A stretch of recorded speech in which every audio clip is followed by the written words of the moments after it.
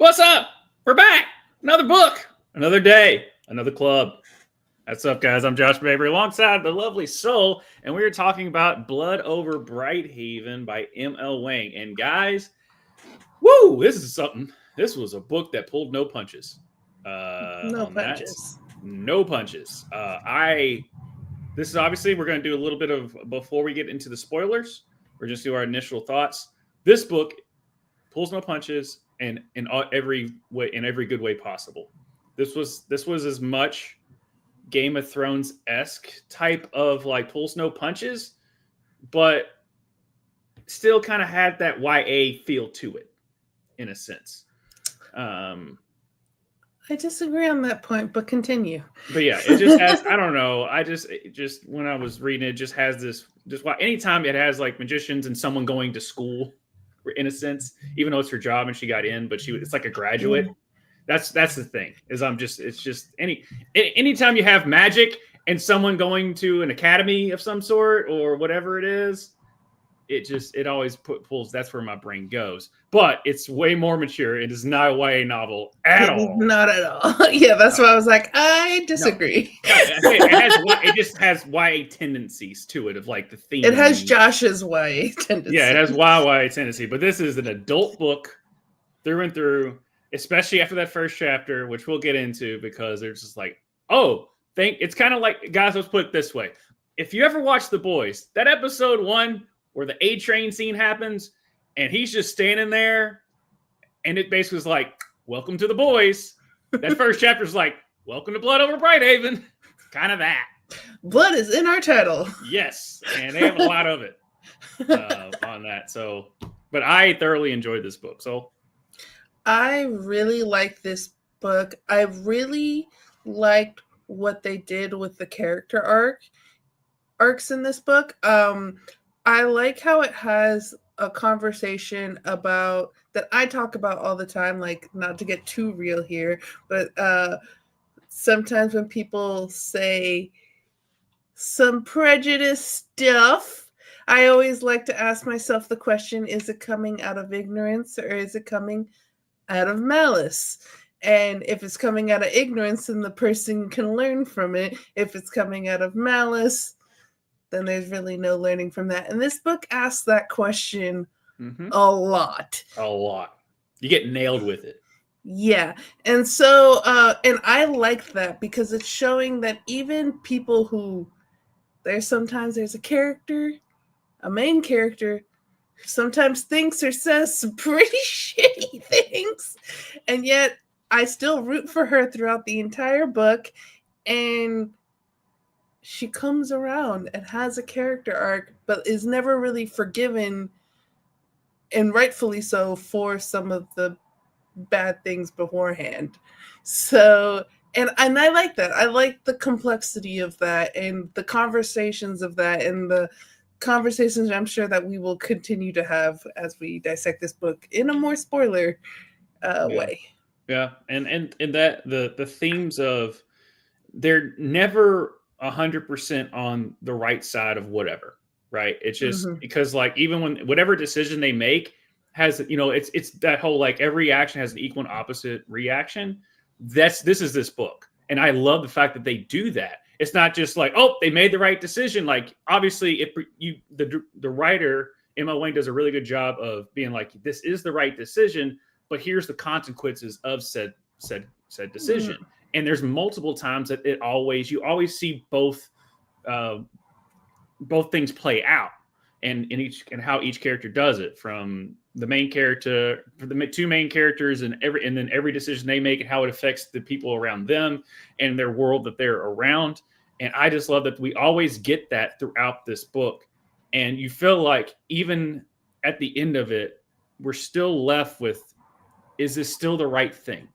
You know.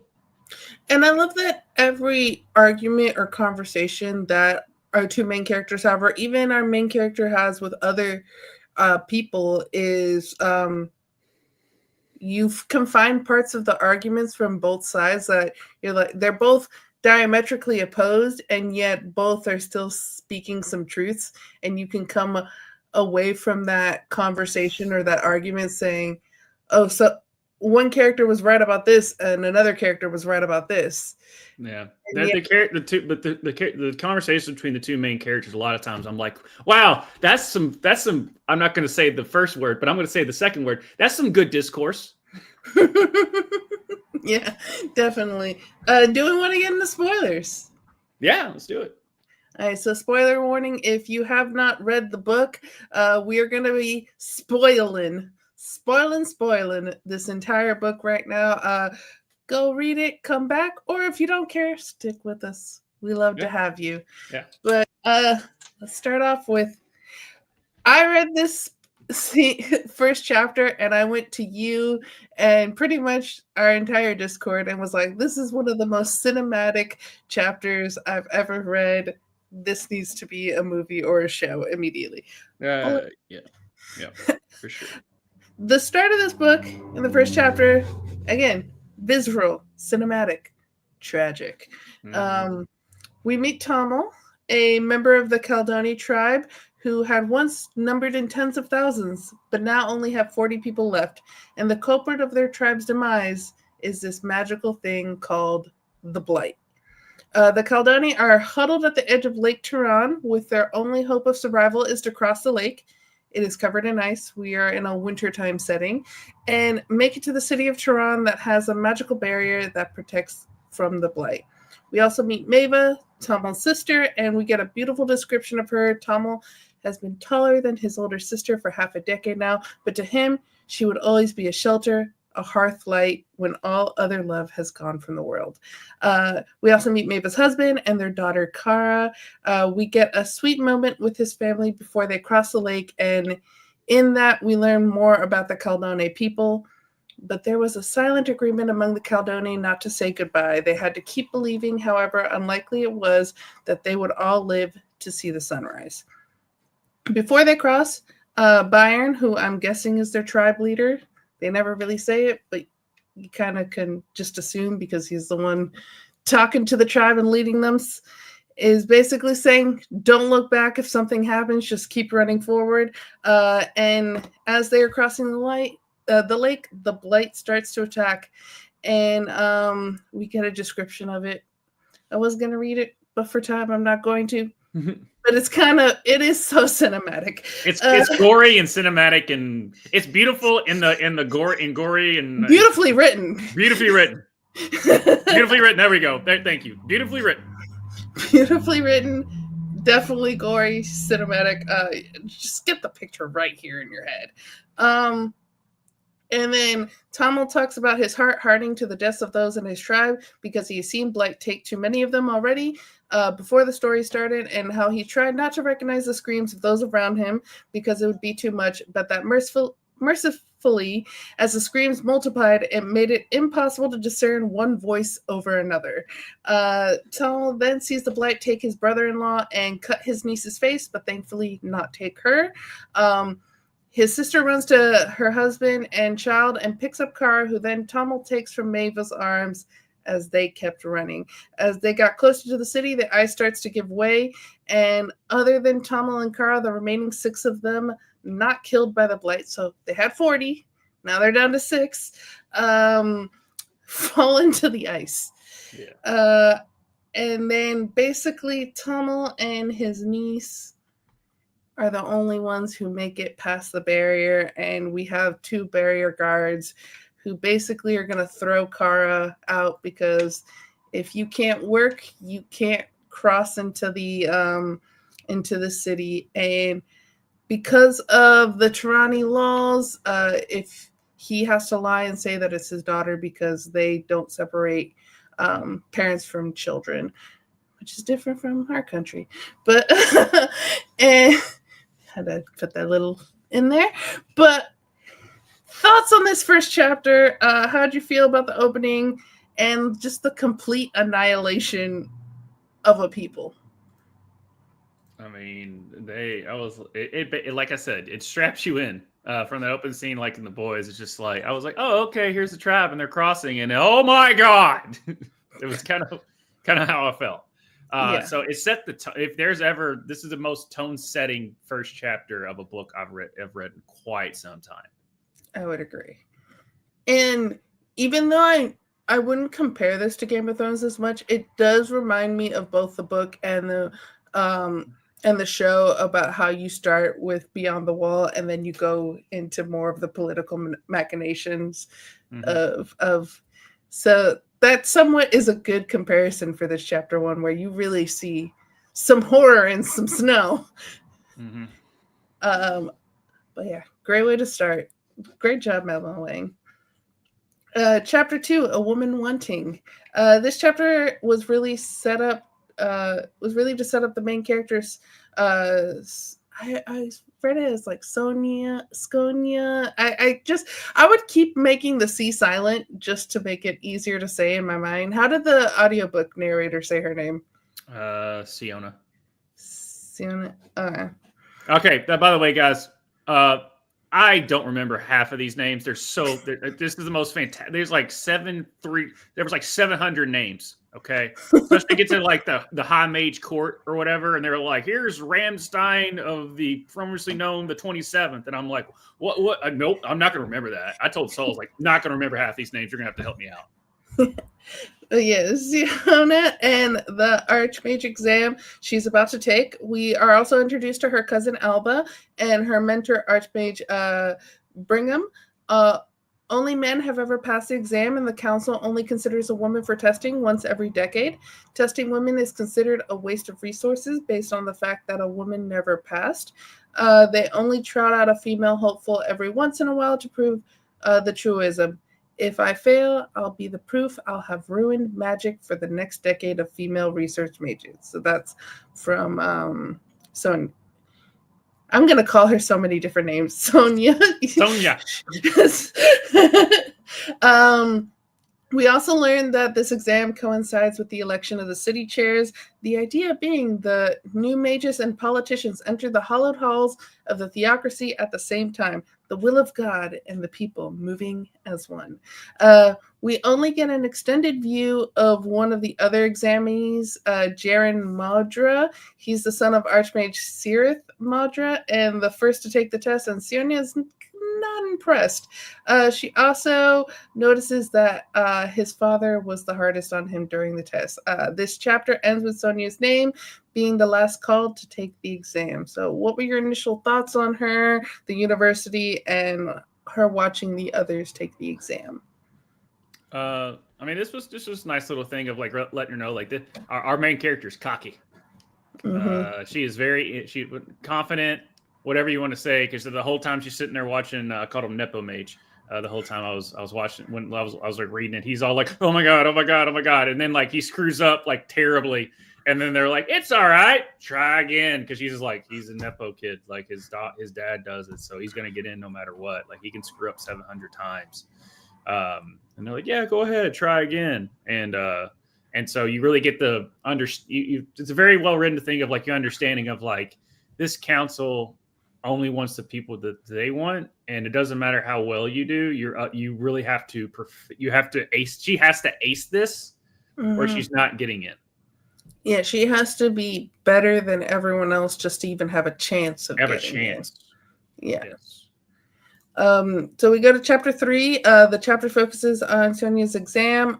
She passed every prompt the Archmages gave her, and on her final prompt set by Archmage Darius, she was asked to levitate an extremely large cauldron that could weigh anywhere from 500 to 5,000 pounds. And then, quote, the levitation formula was quick work, but she paused, still stumped when it came to estimating the cauldron's weight. Too low and the cauldron wouldn't move at all. She would fail at the final hurdle. Too high and at least her end would be a dramatic one. I guess this is later in the book, her end being a dramatic one. She bit her lip. A memorable death had to be better than the obscurity that awaited it if she failed. So she kind of goes big or go home, and foreshadowing. Sets the spell for 5,000 pounds, but overestimates the cauldron's weight. It was closer to 1,000 pounds, and it shot up into the air, destroying part of the ceiling and the floor. She was asked to go back to her seat by Archmage Darius, but she refuses and redid the spell, now knowing the weight of the cauldron, and was able to complete the prompt, but by disobeying the Archmage, that was possibility for ground for disqualification. So she kind of runs into the bathroom thinking she's disqualified and kind of throwing up her lunch. Her cousin's in there, like just rubbing her back, like it's all good. You were doing great. And as she comes out of the bathroom, her mentor, Archmage Brigham, hugs her and tells her that she passed. Mm-hmm. And kind of says like only the main Archmage, the Archmage Supreme, can end your test. Goes, Darius can't end your test, so you did what you were supposed to and you passed. So thoughts on her exam, the cauldron, her passing, and kind of her mentor, who like at the beginning of the book you're just like, wow, he's such a good dude. I had my suspicions. The one thing I really was finding out is how they are actually able to do magic, which is not just like, you know, these don't have like some midichlorian thing or something like that where they kind of like, no, they're typing on a typewriter, but they're but they're able to put in the spells in order to use the whatever they call it, the reserve and stuff like then exactly whatever the power that the city has where the magic you can do that to conjure these type of things, but you have to put in the right ingredients. So basically these magicians are pseudoscientists and how they're depicted in the book. They're not just, you know, just can do like this thing and say, abracadabra, here's a dove. Like, no, they have to actually like type it out and type in the right calculation in order for the spell to do what it's supposed to do. That was a cool thing when I finally figured out of how it was working. How they're siphoning magic from the other realm, and I'm going to put that in quotations right now. Yeah. Again, when we talk about pulling punches, it gets there. But yeah, I like that, and then I liked how pompous the council was to her. Just because, like, you know, she was acing everything, and then you had Nepo Mage, like he effed everything up, and they were just like, it's all right. And then like her, and they're like, okay, that was great, do this. Okay, that was great, dude. Like they kept challenging her, like she just kept acing everything. And then finally, when she screwed up, she's like, oh, if I screwed up once, even though it was a spell that like they even like argue with them, they're like, oh, why are you having it? Like her Brigham was like, why are you having her do? Why you have, you know, she doesn't do that. Like that's not her type of thing. And they were just like, let it happen. So they're putting her in a bind just to see what she'd do. Meanwhile, Nepo Mage, like you already got that. How he's already been chosen, even though So like you got the understanding of just the politics. Yeah, how this works. And then we go into chapter 4, just a joke. This chapter focuses on Sonia's first day as High Mage, and the other High Mages suck. We learned that Jaren Modra, as you call him, Nepo Mage, was also made a High Mage. Nepotism working at its finest. And then we beat the biggest asshole of a High Mage, Cleon Renthorn. I'll get more into him later. Cleon Renthorn worked in Archmage Brigham's lab, like Sonia, and their time in the lab crossed over for a bit before Renthorn took to become High Mage. Renthorn is in charge of the floor where their labs are, and he assigns Tommy as Sonia's assistant as an insult. Tommy is a Quen and the floor janitor, and says no proper research mage would work under a woman. He also calls Tommy by a derogatory term, blighter. On her thoughts of being assigned Tommy, Sonia might lack social skills, but she was an idiot. She knew when she was being insulted. She also knew that if she reacted with affront like any man would react, the other mages would treat her as hysterical and too soft for the job. She could go to Archmage Brigham, she supposed, but no, she was a High Mage now, damn it. She could hold her own among her peers without anyone coming to save her. So she kind of just plays along with the joke and eventually decides to keep Tommy as her assistant. There isn't a woman's restroom on the 4th floor, so she has to leave. And I just was reminded of Hidden Figures. Have you seen that movie where I know that scene you're talking about. I haven't watched it all the way through, but I know what you're talking about. There's that one is more of a whites only and colored bathroom, and she keeps having to, and then she's asked, why do you leave for so long every day? And she's like, I have no bathroom. So that's basically, even though this is such a small portion of the book, like literally it's just a few lines, I was just like, yep, she doesn't have a bathroom on the floor that she works on. We learn even more why Renthorn is the worst. He has 4 assistants, all research majors, and they are basically doing all the work for him. And he accuses Sonia of sleeping her way into becoming a high mage. Then Sonia then challenges him to see whose work the archmages use for the expansion. And then 2 separate moments in this chapter have the Tirani being kind of racist towards the Ken. One when Renthorn calling him a blighter, and then Sonia thinking that the word always seemed an awful thing to call people from beyond the barrier, even if they had brought blight on themselves. The other was when Sonia was near Tommy in her lab, and she thinks the Quinn smelled of soap and herbs, which is a bit odd considering his people's reputation for never washing. And I was just like, yup. So thoughts on Sonia's first day, the other mages being total dicks and not giving her a proper assistant, and thoughts on the prejudice and propaganda that Tirani have against the Quinn. And then also, did you pick up on Tommy being Tommel from the first chapter? Because I did. Oh yeah, no, I pictured that. Like the next few chapters, I was calling him Goodwill Tommel. The whole time, because he was a janitor who's in this school, and then they're like, "Wow, you're smarter." And I was like, at one point, I was going, Tom will go, "You think this shit is easy?" Like, I just like the whole time, I was like, "Oh my god, it's Goodwill Hunting." So I just immediately went there, and then Renthorn. I mean, for an antagonist, boy, did he put just all caps of an antagonist you can think of. And then it gets later in the chapter, you think at one point, you're like, oh, he actually, no, it got worse. Like that one confrontation they had, he was just kind of like, oh, you can, nope. Yeah, Emma Lang makes you think just for a second. Just for a second. But in this one, he was just like, we know why you got selected. We know what you did with your mentor. Like she was basically, it's like a Harvey Weinstein type shit. Yeah.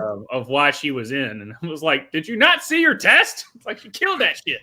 But anyway, like, he's just poking at her because he wants to demean her. He just wants to make her feel lesser than he is the whole time. So, and he's just he is so power hungry throughout this whole damn book. It is rich, and you nail the antagonist in this book. There is no redeeming qualities in this douchebag. Zero. This is mustache twirling villain. Yeah, and just them and like calling them blights and everything is because this city is basically North Korea. Like, you can't leave it, so you just get fed propaganda the whole time. So you think everyone from the outside world is just trash. Yeah, pretty much. That's good. That was a good comparison. I liked it. Yeah. So why Siona is like she is, because she does all she knows is what they tell her inside, because they can't leave the city because of the blight. Yeah. So again, like we said, ignorance versus malice. Right. It's definitely some ignorance. So chapter 5, Just a Drink. This chapter was broken up into 2 sections. The first section is to explain to Tommy and basically the reader how the magic works in this world. The second is Siona and Tommy going to the bar to have a drink after a long day's work. We also learned that there are 2 different sects of Tirani religion, which, starting with chapter 2, each chapter kind of begins with a verse. I'm just calling it their Bible. They never call it their Bible, but I'm going to just say it's their Bible. It's their Bible. And just so you know, guys, names, can't pronounce it. So what's the name of the mages, and like, what's their religion? What are those people called again? You have I was just about to say Leonite and Terazian.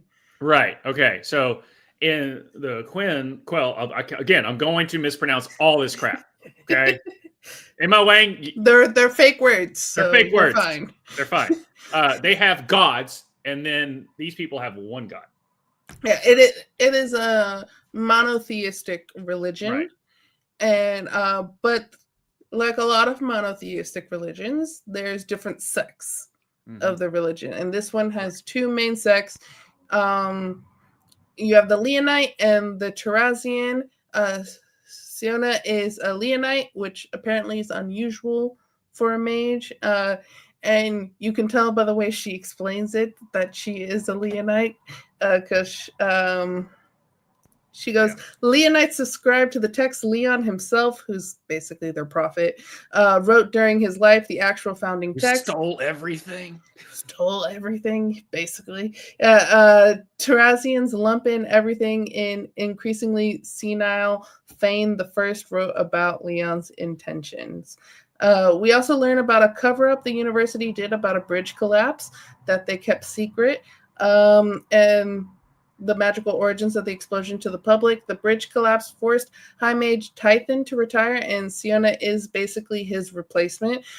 Tommy knew about why the bridge collapsed because he lives near the bridge and two of his neighbors died. The papers never printed that anyone died, and Tommy answers, they were only Quen. So we see a lot of the propaganda about that is printed in the news. You're not going to hear a lot of things if bad things happening to the Quinn because they don't want you to know. It's all part of the plan. All part of the plan. Sienna tells Tommy that she would never do that kind of sloppy work. She would never cut corners with so much energy. Tommy doesn't respond, and Sienna says, you believe me, don't you? And Tommy responds with, I don't think it matters what a Quen thinks of a mage, ma'am. You'll do what you do. And I was like, ooh, what an indictment. On the mages. Sienna answers with, that's what people say to women, right? That boys will be boys, that the men and mages of Tehran will do what they do, and the lot of everyone else is to accept it. It doesn't have to be that way, and tells Tommy that we can do good work when where he didn't, speaking of High Mage Tython. So you kind of seeing the little beginnings of their relationship there. And then Siona overhears Renthorn and Tenril invite Modra Jr. for a drink, and she basically is not invited. And so Tommy, who it's weird calling him Tommy now, but Tommel says, I'll take you out for a drink. And then she's like, how about we both go for a drink? I'll pay for mine, you pay for yours. And they go to a Quen bar, and she basically gets to drink for free because it's like, oh, the High Mage is here. Right. The first woman High Mage, and they call her, the bar owner calls her the name Miedra, which when I was like, oh, that's so close to Spanish of mierda, which means shit, but it's actually a good thing. We'll learn about that later. It's a very very beautiful phrase for her. Very beautiful phrase for her. And she's like, what does that mean? And Tommy was like, it's a good thing. Yeah. And doesn't tell her what it means until later in the story. And kind of, she gets very drunk. They both get very drunk. So from her perspective, she thinks he can just hold his liquor. Yeah. I'll put this as from the guys. Just for disclosure, I listened to the audiobook. The narrator for it, man, she can do a really good drunk voice. Nice. she really, when she was like, it's okay, I'll put a conduit. It's fine. So, thoughts on how the magic works in this book, the continuing prejudice of both Sienna as a woman and the Quen, because we're just getting it, and Tommy and Sienna at the bar. Yeah, it's just because for the whole time, Sienna still feels like she's lesser than.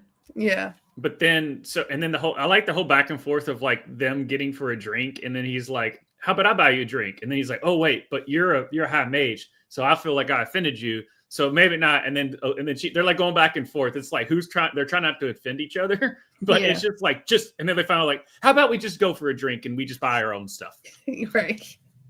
And then, but you just got that little. You can see that, like, just in this chapter, you're like, oh, I know where that's going.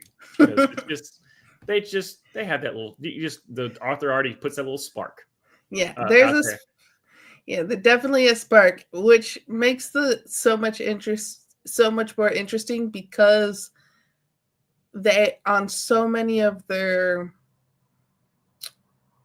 founding morals and principles, are so diametrically opposed at the beginning of the book. Mm-hmm. They become closer to each other by the end, when she kind of has her world shattered and her beliefs shattered.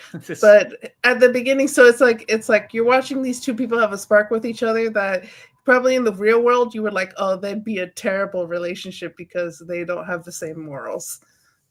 Yeah, the truth hurts, guys. This is what she goes through. Is she knows it's true, but she just doesn't want to accept it, and we can all relate to that. Yeah. And then we go chapter 6, suited to serve. And as I said, since chapter 2, we're getting these Bible verses. And this one, like, I decided to share because it's like, yeah, the prejudice is written in their Bible. Mm-hmm. So the Quen were cursed and living in darkness when Lord Prophet Leon freed the basin from their control. In his mercy, Leon offered unto their surviving leaders a way out of the darkness. Instead, they turned away and sealed their curse in perpetuity when they refused the true God. Now, when the wretched descendants of these tribes enter Tehran, they do so as half souls, tainted by the folly of their forebears. It is our duty as Tehranish to make these wretches whole through re-education and offer unto them every opportunity to redeem their souls through labor. Though in his savagery, the Quen show little gratitude to civilize him in the moral obligation of the Tehranish as the chosen of God. And I'm just like, whew. It's like the prejudice is just everywhere. This chapter focuses on Sienna's second day as High Mage, and she continues to teach Tamil, and we learn more about the other realm. And then Archmage Brigham also comes for a visit, and he could tell that Sienna has had a rough go of it with her colleagues. He tells Sienna that she is a threat to their comfortable mediocrity, that they started out as innovators, but the more entrenched in the institution they became, the more terrified they are of real change. Brigham warns that Renthorn will try to mitigate her power to defend his turf, and to make matters worse, he's actually one of the smart ones and will get away with it if she lets him. As we then have a nice moment with Sienna and Tamil, where he tells her that she's a good teacher, and she tells him that he listens. He answers, "You're my boss, and you are teaching me something important. What else would I be doing?" She answers, "I guess I'm just surprised that you're able to follow, given all my weird quirks and tangents." And he answers, "I think you'd be hard-pressed to find a Quen in this city who can't bend to Tehranish quirks." When Sienna asks what he means, he says that Quen who can't work a job don't get to live. She kind of ruins the moment by calling him and the Quen melodramatic, and he tells her, "Forget I said anything. I'll just listen." Yeah. So, thoughts on learning more about the magic of this world? So, we're each chapter we're getting a little bit more, and then their growing relationship. Yeah, you can tell he's biting his tongue so hard in this, because he's saying everything. And he's like, I don't want to. I'm in a good position here. I don't want to screw this up. Right. He realizes, he's like, hey, I'm not a janitor anymore. I'm can't tell her the truth. She'll fire me. Can't tell her the truth. She's going to fire me. So he's just biting his tongue, so that the whole time he's like, okay, fine. Mm-hmm. Yeah, whatever you say, boss. Sure. I'll just listen. Yeah, I'll just listen. And then is this where we get the 2-week, like, kind of time lapse type thing? No, this is the second day. Okay. I know it was like after this. Is this where we get like in 2 weeks later after they work together? Yeah. Something like that. But yeah, no, it was just him just being like, all right, I finally got a nice position. I don't want to screw this up, even though she is spouting bullshit. Yeah. And also, too, if it's just your second day knowing a person, you're not going to start talking about the trials and tribulations of Relations your race. of your race and your tribe. No. Yeah. It's like the whole time we all sitting there being like, he watched 20 of his people die. And more than 20. It was right. They went down from 40 to 2. Yeah, 42, and then like they had like 10,000 at one point or something like that. Yeah. But this is when when she started to, I think maybe the next chapter is when I started to realize what the blight actually was. So chapter 6, Suited to Serve. That's what we were on. So chapter 7, Web Weaver. This chapter focuses on an explosion that happened in High Mage Hilaros's lab. They all have to evacuate the building in everyone's lab but Renthorn's. So this is like, I think 3 months later, either 2 weeks or 3 months. Yeah, so it was like 2 weeks. This is where the time lapse happened. Yeah. They've been working, so it's like, oh, now they finally just kind of getting settled of working together. And they all have to evacuate the building in everyone's lab, but Renthorn suffered damages. Renthorn tells everyone that they can work in his lab, including Siona. So she's invited this time, and she refuses. Siona and Thamel go on a walk, and she tells him that all of them working together in Renthorn's lab is bad news. They can have a mapping spell nearly as good as hers, paired with a spell web superior to hers.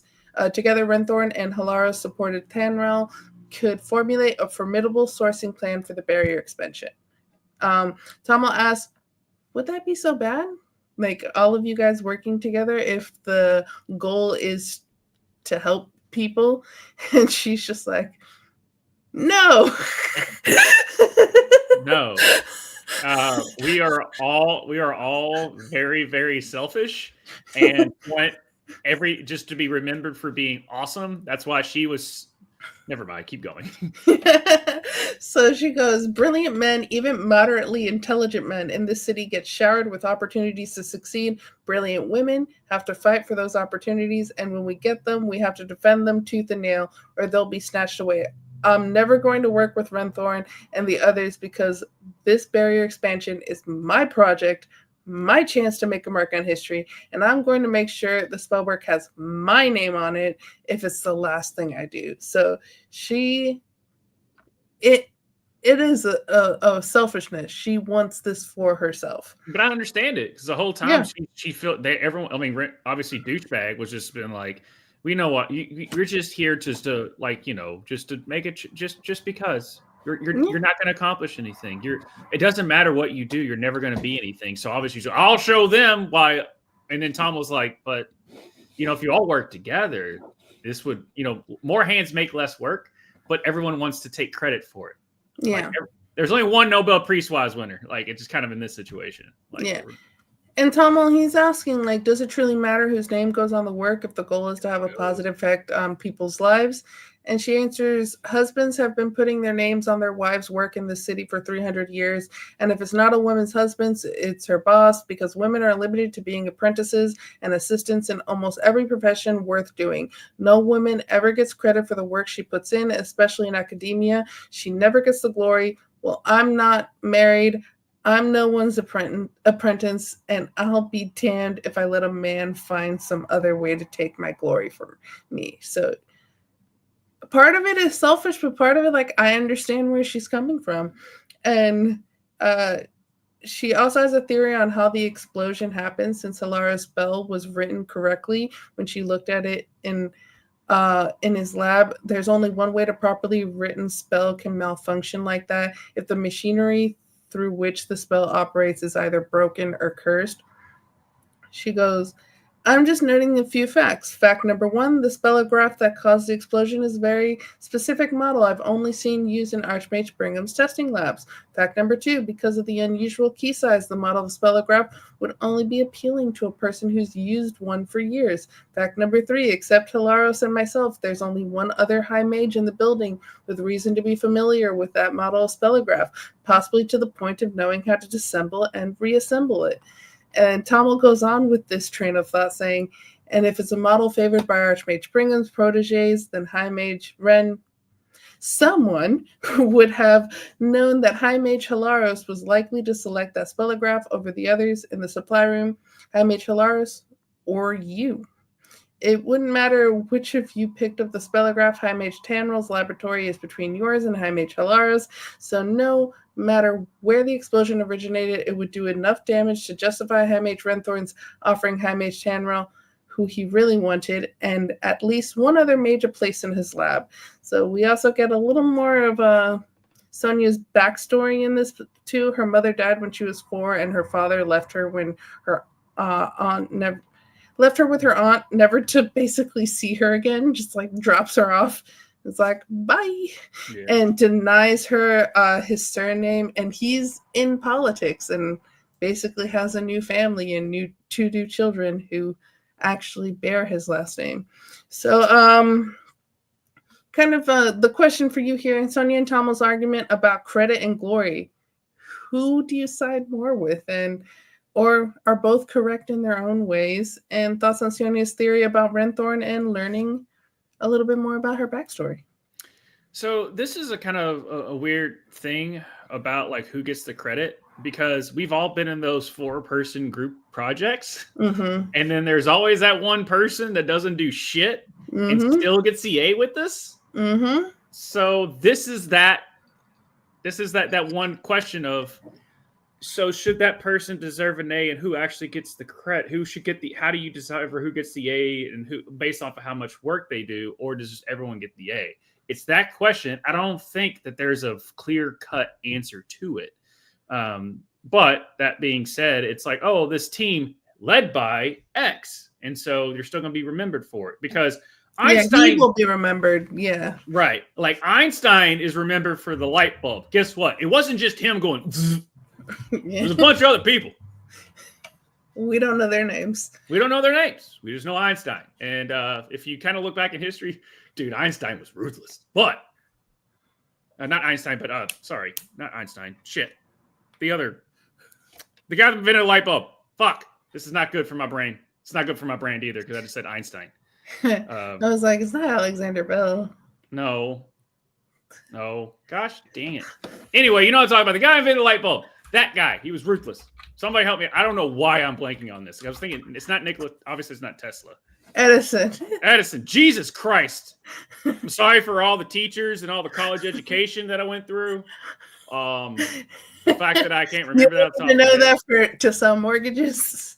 Anyway. Yeah, Edison. Yeah, that Edison. Einstein. I don't know. Maybe there's a team that did E equals MC squared for Einstein. Don't know.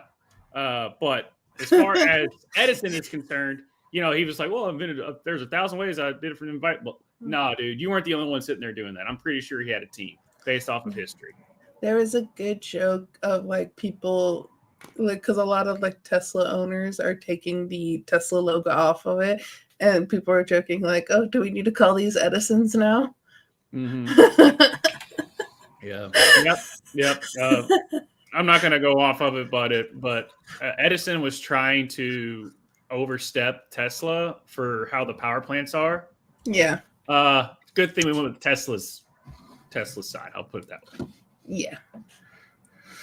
And then we go chapter 8, Rune Reader. This chapter takes place 3 months later. That's where it is. So the past chapter was 2 weeks. This is 3 months later. And Tomo has become quite good at magic. But the focus of this chapter is an argument that Sonia and Tomo get into about Tarani people versus the Quen. She learns that Tomo grew up on the other side of the barrier, and we as the reader learn it's been 10 years since the events of chapter 1. The argument sparks when Tomo tells Sonia that he recognizes the magical ruins from a book he was reading. He tells her that those ruins originated with the Andraste tribe of the Quen, and that tribe used those symbols in their oldest naming and divination rituals before the Blight took all their centers of cultural knowledge. She tells Tomo the founding mages was in the Venhold Mountains when God showed him his vision of Turan and gifted him the magical revelations. There are later scholars who think Leon based the foundational principles of magic on texts he discovered somewhere in or around the Venhold range. And I was like, oh, so he stole them. Like, basically, you're just reading this whole thing and you're like, each time I was like, so he stole them. Tamil tries to tell Sonia that there were Andraste and several other tribes in the mountain back then, and not understanding, she says Leon saved precious knowledge from the mountain natives before it could be lost to time. Assuming that the knowledge would be lost to time is very prejudiced, and Tamil calls her out on that, and her answer is, well, we are talking about the Quinn. And then telling Tamil that he's not like other Quinn, he's better, which I don't think she realizes how offensive that is. It's like saying, "Hey, you're one of the good ones." If you don't, you're one of the good ones. It's just like, I've been told that before. Mm-hmm. Sonia also tells Tamil that the knowledge was safer and more productive in Leon's hands. Tamil argues that according to the Turani, Leon received his inspiration in the year 10 pre-Turan, and that the blight didn't start until the year 5 pre-Turan, after Leon saw fit to take magical knowledge from its rightful home. We Quinn have a word for that, taking ancestral items from people who aren't dead. It's called stealing. Mm-hmm. And then Sonia isn't able to see where Tamil is coming from and doesn't believe him because she is so steadfast in her beliefs. Tamil tries to back down, but then ultimately tells Sonia that he doesn't worship her God and therefore can't believe that visions from him constitute truth. When asked why he doesn't believe if he's able to see and work with magic that comes from their religion, he answers, I never said I didn't believe your God existed, High Mage. I just don't believe he's the greatest or only deity at work in the world. And tells Sonia that each Quinn tribe has their own god or gods, and tells her, you worship the god of your community and I'll worship mine. Tamil also says that his people and her people have a different sense of right and wrong, and they have a debate about intentions and whether they are important or not in the outcome of things if you are well-meaning but cause harm. We also learn about Quinn and the word vacuole. How do they say it in the book? I don't remember, honestly. Like I said, I'm glad I can still remember Siona's name. Okay, so yeah. I couldn't even remember Edison's name. So I call her multiple different names throughout this each time. You know who I'm talking about. But the narrator just goes Tomo the whole time. Yeah. The thing that isn't good but isn't evil, the absence of goodness that still holds the potential for goodness, and that the Quinn believe that every person has some good, some bad, and a whole lot of vacuole in them, which I kind of subscribe to that too. Before backing down from Siona, Tamil has a few quotes that I really enjoy. If you can lie to yourself that you're a good person despite all evidence, and suddenly it is so, then within this system, anyone with enough self-delusion can admit himself to heaven. And it's much easier to tell yourself you're a good person than it is to actually be one. Sonia also realizes that Tamil only backed down because of the power dynamics and tells Tamil to never stop contradicting her because a high mage can't improve without someone trying to poke holes in their claims. Sonia asks Tamil to be honest, but to respect her discipline, and her culture, and he answers with, I can be civil or I can be honest. Right. What do you want? And she basically tells him, I'd rather you be honest. And then Sonia says that the Turani mages must have been more powerful than Quinn since they defeated them to create Turan. Tamil answers that their songs say that Turanish channeled a strange type of magic, evil magic, that no Mirdra would dream of practicing. Which, Mirdra, I don't know if I had it here. It means, basically, it's their word for high mage, but only women are...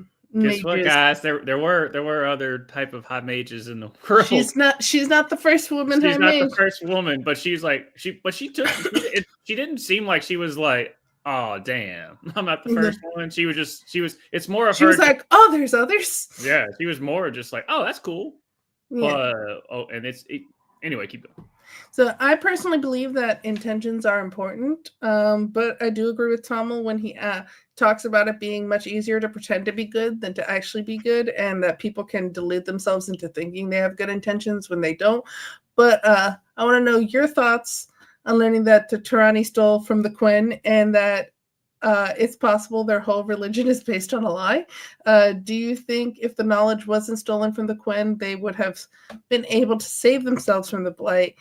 And then, which we kind of know. And then, any other thoughts on Sonia and Tommel's argument and Sonia learning about there being women magic users before the founding of Tehran?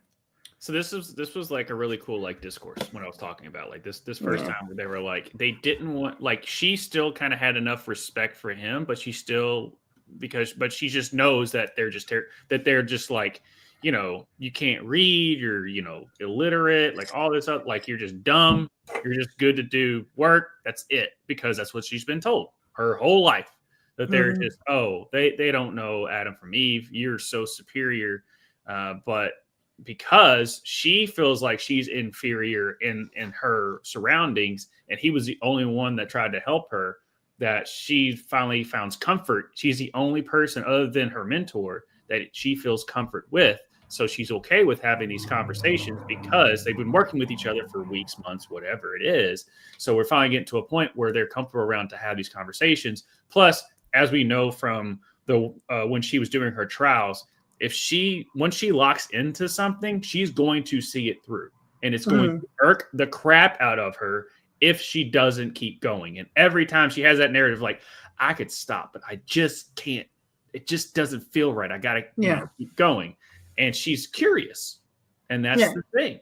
And she doesn't go, oh, and her curiosity gives her growth, and that's where we go with the ignorance versus malice thing. Like, she, even in this conversation with him, says some stuff that can be seem pretty racist, but she's willing to learn, and that's something you can't say for a lot of people who say or think racist things. So, like, I appreciate that from her character, and even though, like, you don't like her at the beginning, or you're not supposed to because of some of her prejudice natures, you still you understand it because she doesn't know any different. And you like the conversations that they have. And what I really like that we'll get later in this book is that they both took something from each other from this conversation, where they saw it from the other person's point of view and then actually took part of what they said and then morphed it into their own beliefs, which I think is so important when you do talk to people that have different viewpoints from you. Sometimes they can change your mind. Right. Plus, Tommel is starting to understand why her religion and everything is what it is, and then they're actually getting to know each other and understanding, rather than just being like, nope, I don't like you because you don't believe what I believe.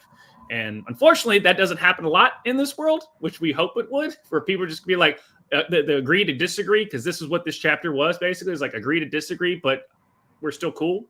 And we'll find out later. We'll find out later. We're gonna get into it. They get into it. But yeah, just this book's great. It's just great. And how she's able to weave this without, like I said, like how she's still able to be very centered in her writing, of like, no one's right, but no one's wrong as far as these two characters. Like, they're wrong in certain aspects, right? But they're not. And this book is great as shit. And you're supposed to feel some type of way. Like, there's multiple times when even though, as I said, I was rooting for Sienna throughout this whole book and wanting her to become a better person. Like, there's multiple times that I was like, "Ooh," and I was like, that was racist. Like, that was I had that sound, like, literally out loud. I'd be reading and I'd be like, oh boy. Yeah. So when they have it out in the staircase, yeah, definitely. So we go chapter 9, which is Sandra decides to read any book that mentions Quen witches to learn more about them. We also learned that one of the founding mages of Tehran, Andrethan Stravos, these fucking names, man. Dude, I'm telling you. Was I wrong when I texted you that shit? I was like, I can't handle this book and their names. He was the best. That's my number one thing, of just like, just Mrs. Wang, you're a great writer. This book is amazing. But damn, can you give us some names that we can maybe remember? they have to be fantasy names. If you know anything about the fantasy genre, there's crazy ass names. Just give me one Doug. Like, just for Final Fantasy, as fantastical as those names are, there's always a Sid in every game. Now I'm thinking of the Hangover. Doug. Yeah. Or like in Top Gun Maverick, they're like Maverick, Wingman, Rooster. That's Bob. But yeah, we also learned about one of the founding mages of Tehran, Andrethan Stravos, who was part Quen. He was the bastard child of a Verdani trader and a, quote, mongrel witch from the Mount. That's how they describe these people. Leon was Stravos' mentor, and Stravos accompanied him on his missions to the Venhold Mountain as a native guide. And Drethan also was the one who sourced the energy for the barrier. Siona goes deep into Stravos' work, and when Tommel walks into the lab, Sonia tells him that she's done it. She's created the mapping spell. Sonia creates a clear window to another realm and shows Tommel. Tommel told her it looks like Quen and asked her to siphon. Sonia targets an evergreen bush and it lit up bright white. Tommel throws the spellagram and tells Sonia that's what the blight looks like and that she created it. So before we go to the argument that they have in the next chapter, thoughts on the big reveal: the use of magic in Tehran is what creates the blight and has been killing the Quen. Yeah, so from the first chapter, I think it was when they were like, "Oh, we got to do like from the other realm or something like that." I'm like, I'm pretty sure to get the energy to do what they're doing, the magic comes from just killing shit. That's where it comes from. And then this chapter happened, and she was like, "Oh, look, it's the other realm." I'm like, "That's snow. That's where Tommel was from." And the whole time she's like, "Oh, I've never seen snow before. This is so cool." And then it's beautiful. And the PTSD that Tommel gets is insane. Yeah. But this was I like how it was like chapter 10, shit hits the fan. Yeah, basically. And then Ryan was going Princess Stona for a name. It's perfect name. This is Ryan, we'll talk to you here in a minute. But yeah, I agree with you. So yeah, chapter 10, this is we go learn Otherwhelm doesn't exist. They have always been siphoning from Quen regions outside the barrier. At the beginning of this chapter, Sonia still refuses to believe Tommel, shattering your worldview, even when it's wrong. It's hard thing to do. The truth. This is the chapter I was like, this chapter should be called Truth Hurts. Truth hurts, yes. Sonia tells Tommel he's not able to see God's bounty because he isn't a believer, and when he asks her what she saw, she stays silent because they saw the same thing, and she can't admit that. Tommel then asks about the forbidden coordinates.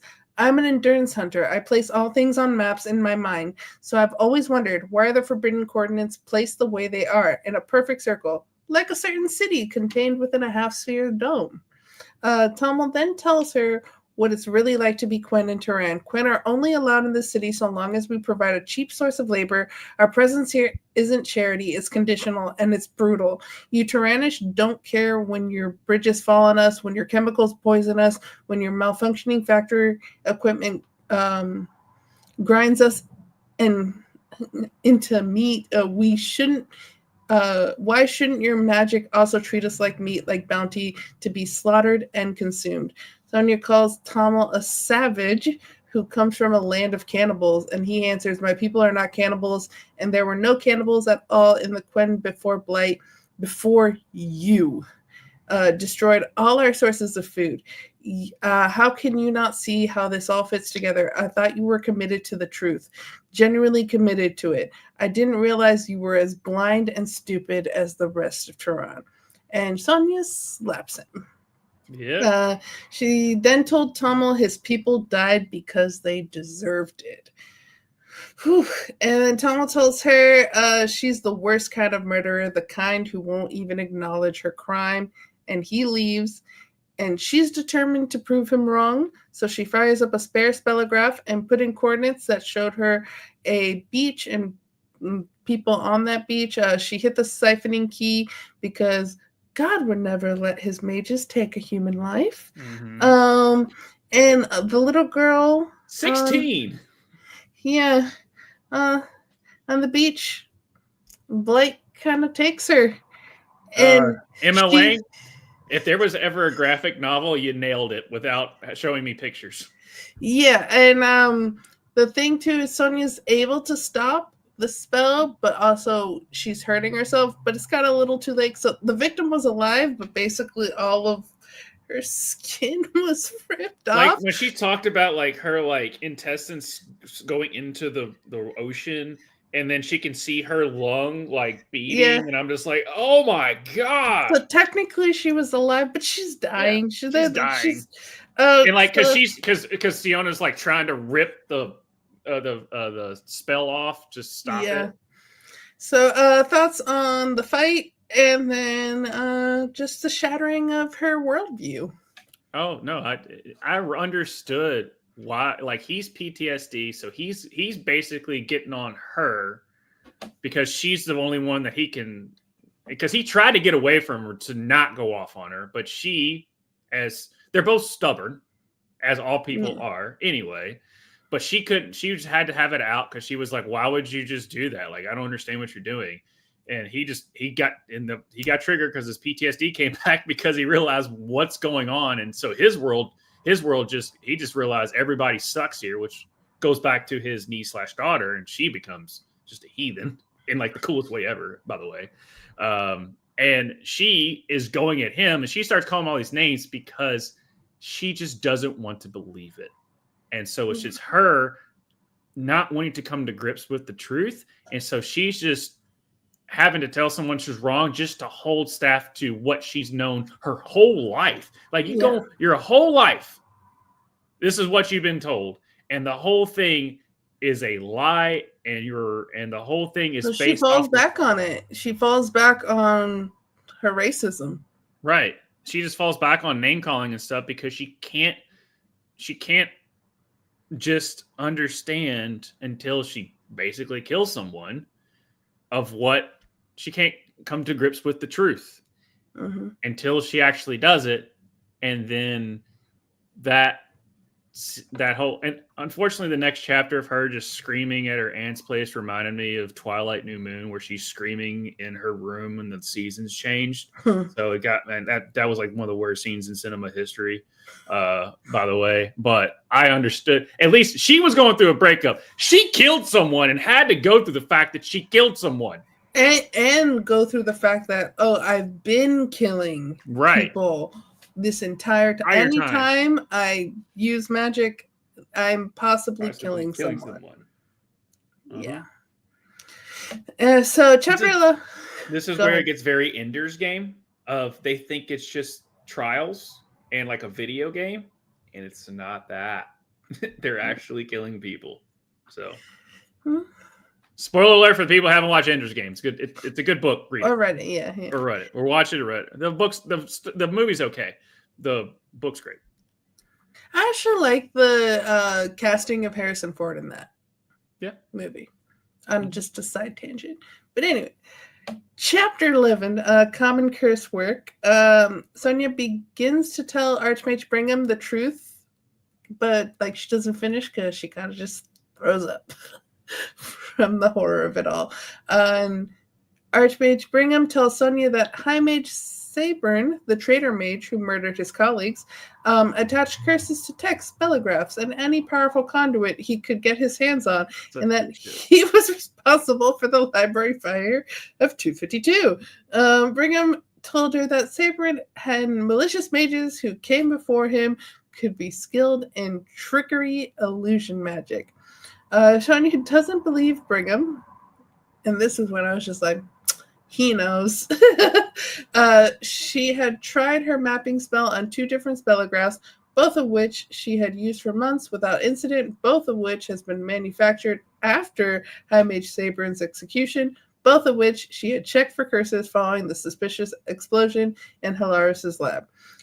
She went home and wept, first for the girl at the ocean, then for her dream of 20 years.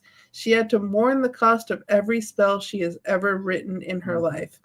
Tommel had said that how a person felt about their actions didn't matter, only the actions themselves mattered. And adding up the damage of all of Sonia's action spells was too much, far too much. Even if she held to her convictions that God weighed a soul's intention, how could any volume of guilt or sorrow possibly cancel the things she had done?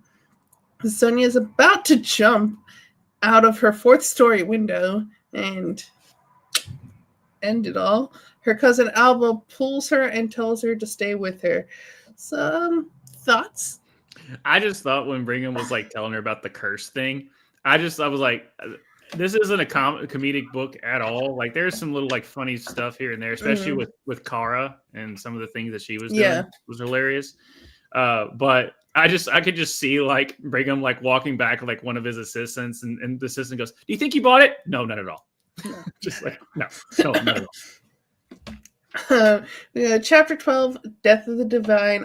Tommel is also thinking about jumping. Yeah, because he's realizing that it's not just some thing; it's that they've been killing us. Yeah. Like there's no hope. He's basically just like he's finally lost all hope. And Tommel realizes that his apathy should be for Siona, a cog in the evil machine of Tehran, and his anger should be for Tehran itself, but he can't help but be furious with her. And this is one of those things, too, of, like, sometimes when stuff happens, you're like, I should be more mad at the system than the person. But you're a human being. You can't help also being mad at the person. And then his anger comes from a feeling of betrayal, and he only feels betrayed because he had grown to trust her.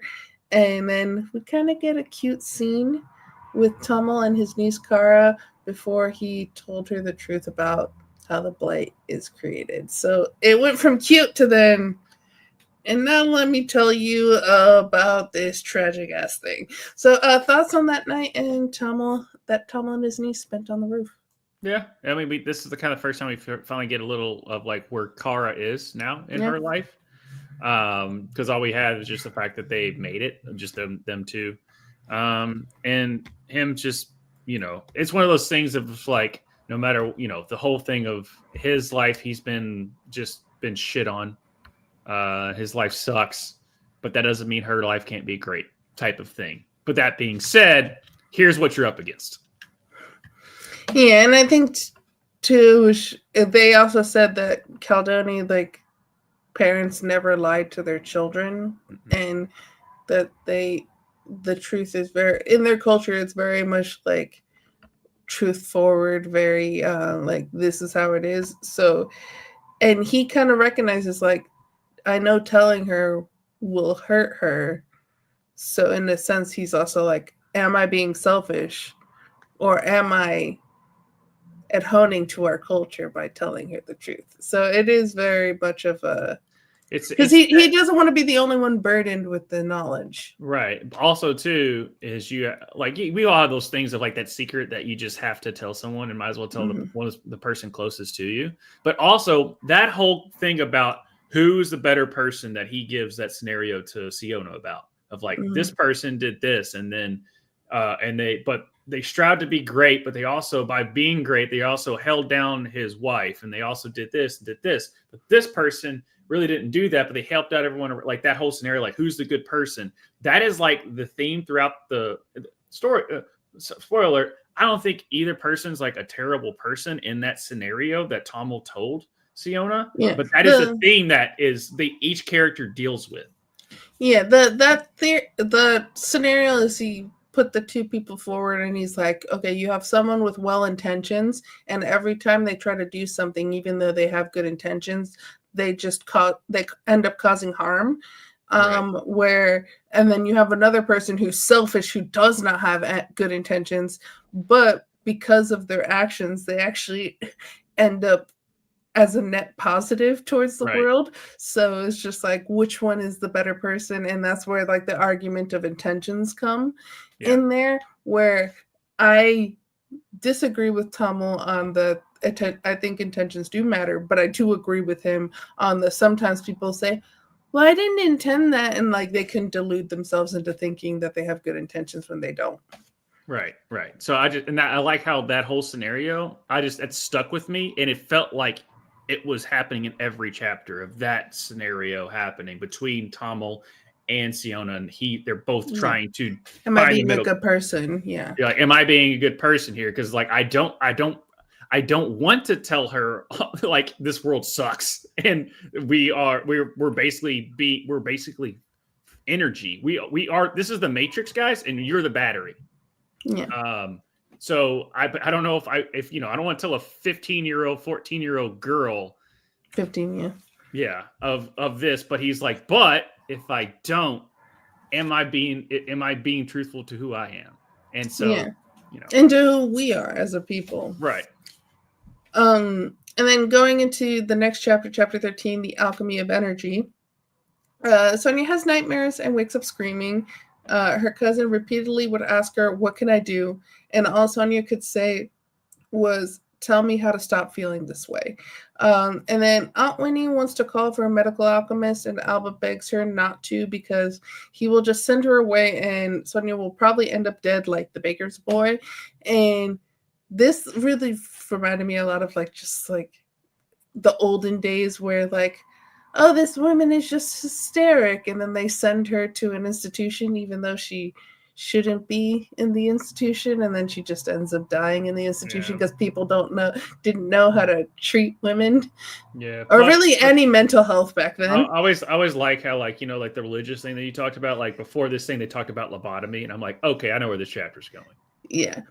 And then Alba is able to convince Sonia to get out of her funk a little bit so she can handle the visit from the doctor, and tells Alba to bring, and she kind of is like, get me my high mage cloak. It was like, if I'm going to have a mage come here, he's going to know that I'm above him. Right. And then the scene with Dr. Melier was highly amusing. And Sonia realized in that moment how much smarter and better Tamil was to bounce ideas off of than these men who become mages without ever having an original thought of their own. It was a fun scene. She literally was like, shut up to him. She stunned him this whole chapter. Yeah. So thoughts on the scene with the doctor? Yeah. Because like, man, you know what snap out of it? Have a guy come there that thinks he's better than you. that'll snap. She snapped out of it real quick.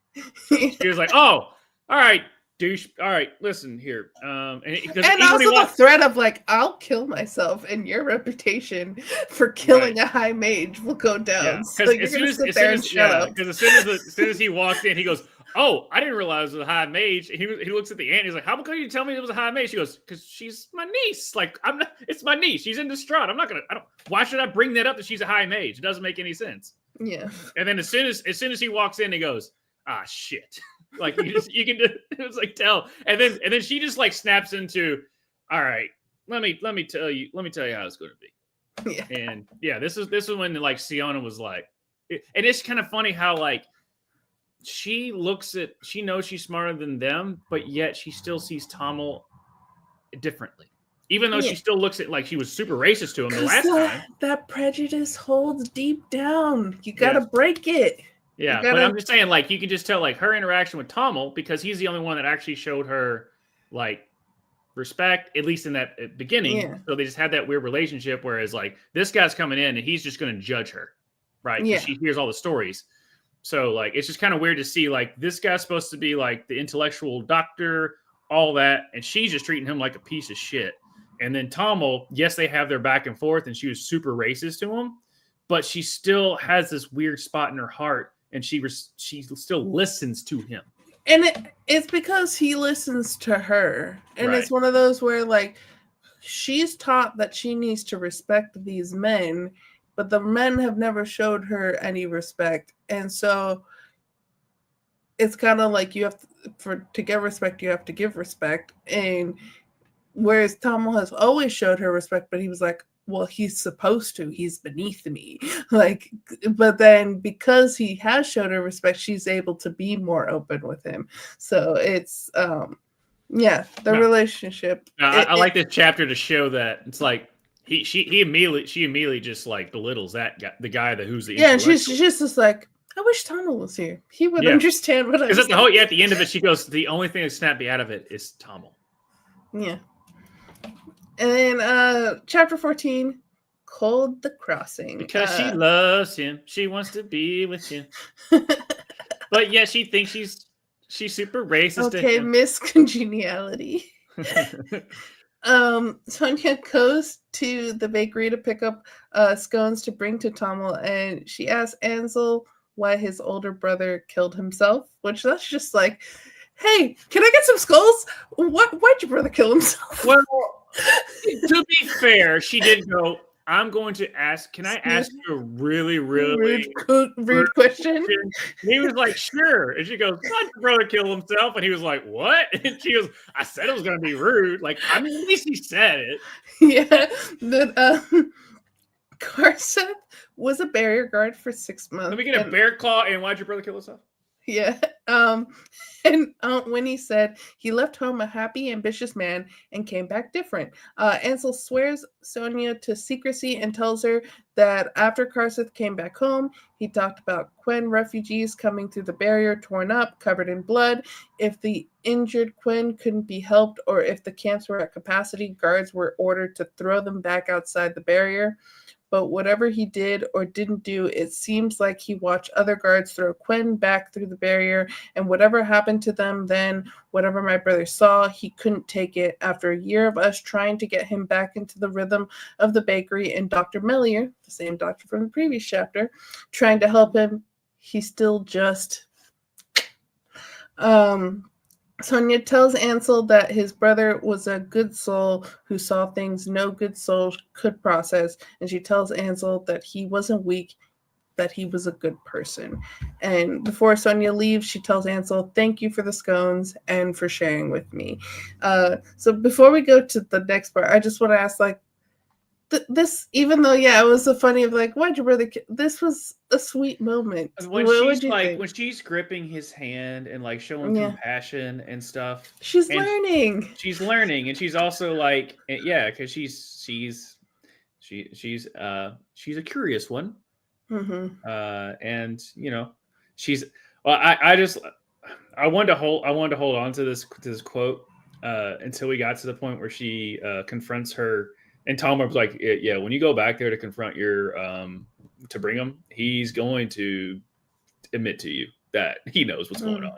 And she's like, no, I have to just know myself. And I just love that when Tom was just like, whatever you do, act like whatever. Yeah. Don't get mad.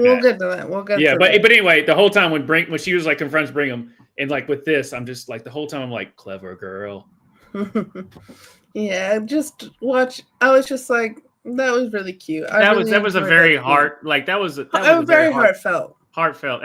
the heart to heart that people, you know, in college would get drunk and just have.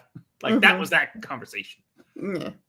And plus, it felt like it gave that guy a little bit of, you know. And this was the same guy who like gave her scones to go on the train before her test, and then when she became a high mage, gave her muffins. And so like a person in her community that she like would remember the name of until she's like, what's his name again? Like it's what you see throughout. She's like, that she starts out as a character who you think doesn't really care about people and only cares about the magic and what she's doing. And by the end of it, she really cares about her family, her community, and the communities of other people. So like throughout, you're seeing someone become more and more empathetic. But going, Sonia goes to Tommel's apartment and tells him that he was right and shares with him what she knows. She tells him that she double-checked what he said about the forbidden coordinates with her map at home, and it perfectly lines up with the city of Tehran. Also, the reserve siphons continuously from right outside the city limits, meaning any Quinn who went to come to Tehran had to go through continuous blight to get there, which we saw in Chapter 1. Sonia tells him everything that happened, including her killing the girl at the beach and her conversation with Archmage Brigham. Tommel made the same assumption I did when I read it, that Brigham lied to Sonia, and Sonia defended him, saying that Brigham doesn't know. Tommel's niece tries to kill her. Dude, when she Tommel has to stop her. Oh, yeah, Kara, no. And he's like, man, I've never seen Tommel move that fast. And she's sitting there like this. It's not funny, but it's funny. It's funny. And then Siona's like, you told her? And he was like, it's part of our religion. Why did he become Irish? It's the narrator. Yeah. That's how she depicts Tommel as very Irish. It's the Barry Keoghan thing that I was telling you about, so that's why I was doing that in my head. Sonia tries to apologize to them both, and Tommel answers with, I know you Tyranish aren't used to being told you can't have things, but you won't have our forgiveness for this, no matter how much crying and hand-wringing you do. Sonia asks, if you can't forgive me, then why not kill me? And he answers, because you thought about what I said, and I thought about something you said. The content of a person's soul does matter. It matters that a person's soul can inspire them to change their actions. So, High Mage Freynan, where is your soul taking you? What are you going to do to change things? And her solution is to show the Archmages the window so that when they siphon, they don't siphon your humans.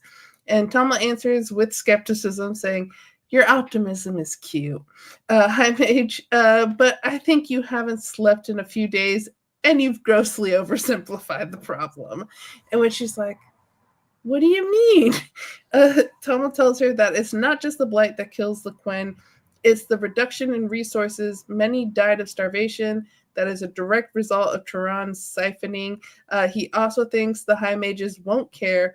Why would they give up a good source of energy, human or otherwise? She answers, because it's horrific to siphon human beings, and he answers, so as forcing 5-year-old children into labor. But they don't have a problem with that, so long as those children have enough copper in their hairs to see them apart from civilized Tehrannish children. She tries to tell Tommel that the High Mage don't control the labor, and Tommel says, that's a load of caribou shit, which that cracked me up. Not just shit. Caribou shit. And that the High Mages are the city. If they want something so, then it is so. He tells her that she is a prodigy, but that she can't be the only one who figured this out. Other High Mages must know and don't care. And she still tries to hold on to some hope that they don't know by saying she doubts a whole magistry of men could go for generations disregarding mass slaughter, and that the way they do magic, the nature of the other realm is pretty well concealed. Tommel counters that he had his suspicions before her breakthrough, and he's just a half-literate Quen. She tells him that he's exceptional, but you're not just a half-literate Quen. And he's like, I'm no smarter than any other Quen, or stronger, or more virtuous. I've just been luckier than most. This is what I don't think you understand. Tehrannish, just like you, kill Quen just like me all the time. If not by siphoning, then by our treatment at the barrier and the factories and construction sites. Sienna still tries to hold on that the Majesty wouldn't continue at such a high human cost, and Tommel answers, but I'm not human, am I? Kara isn't human. We're unclean, parasitic race, fit only to serve. And she answers in disbelief, who would say something like that? And Tommel answers, your founding text. And Sonia reminds herself that she would always skim over those parts of her Bible. Mm-hmm. Sonia still leaves the conversation thinking no one else knows that, and that she can prove Tommel wrong. Every time she tries to prove Tommel wrong, Tomo's right. Tomo tells her he doesn't want her to do this and says, I'm afraid they already know. I'm afraid of what that will mean for you. And Tomo makes her promise that if she brings everything she knows the Archmage Brigham, and he already knows that she has to play along and pretend to buy his cover story. Whatever he wants you to believe, act like you believe it, and go about your business like nothing is wrong. Don't ask questions, don't antagonize. These mages flay human beings to turn on the lights and heat their tea in the morning. If they're doing this knowingly, will they think twice about disposing of one mouthy junior member of their own order? So, thoughts on this conversation in the apartment, and thoughts on, again, being able a conversation from earlier in the book where they were able to take from each other, where he took what she said and put it into his beliefs. And just thoughts on like the dehumanization of people leading to people allowing themselves to do really inhumane things. So just thoughts on this chapter in general. Yeah, I mean, it's just someone finally, like you keep lying to yourself to where it becomes a truth. So the people that like the mages and stuff that are siphoning and doing all these things that know what's going on, they basically are just like lying to themselves, being like, for the, maybe it's like from Hot Fuzz, the greater good, type of thing. Whereas she's finally, this is the chapter where she's finally like, all right, you were right, I was wrong, that whole thing. But if it wasn't for him, she wouldn't have discovered it anyway, because of him telling about his side of things. So she was learning a little bit from him when they were siphoning it, to where she could see stuff in color and see those things. So she wouldn't have come up with that spell to begin with. And this is her. Yeah. And she knows, you can even tell, like, she knows when she goes back there, she's probably going to be told that they know what's going on as well, but she just has to hear it. And that's why he says, whatever they say, don't react hastily, because you are. She kind of doesn't listen to him, but then listens to him in the end. But yeah. Again, these two characters are stubborn. These two. That's why I like these two characters, because they're both stubborn. They're both learning because of they come from different backgrounds, but they both find connection. I wouldn't even put it like she's stubborn in her beliefs. He's, I guess, in a way, like, you could say they're both stubborn, but in a sense, like, Tomo has been right this whole time, so can you really call it him being stubborn if she finds out everything that he told her is the truth? So he's being stubborn to the truth, and she's being stubborn to a lie. He's being stuck. I think he's being stubborn to the fact of he just keeps going along with it, because he feels like, and I feel like he should just be fighting a little bit more, but that's just me. Like, I understand, but I understand his, like, why he doesn't, because he wants to take care of Kara, because, like, if he's not there, then she's screwed. Yeah, this happens, like, also this chapter, sorry to interrupt, this chapter reminds me of Snowpiercer with the child labor stuff. Yeah, if you go to like in the real world, sometimes, like, as a minority, you have to just put up and shut up to survive, and that's what he's had to do in this world. Saying, like, just I don't know, he's a dude, so he's stubborn in nature. So I was just like, I don't really find him stubborn, other than if you can consider being stubborn to the truth being stubborn, but I'll take it. Mainly is because he's a dude, and we're just naturally stubborn. Okay. So. Okay, so we go chapter 15. Also, too, because she's trying to come up with the plans the whole time. And I understand that's where the stubbornness is like, she wants to come up with a plan. She's now with you. She's on your side. And the whole time he's like, but I don't want to risk it. And I understand his ways. But again, that can be stubborn as well, because you finally have someone who is at that peak. So you have someone that you befriended that has that power that could change, that could help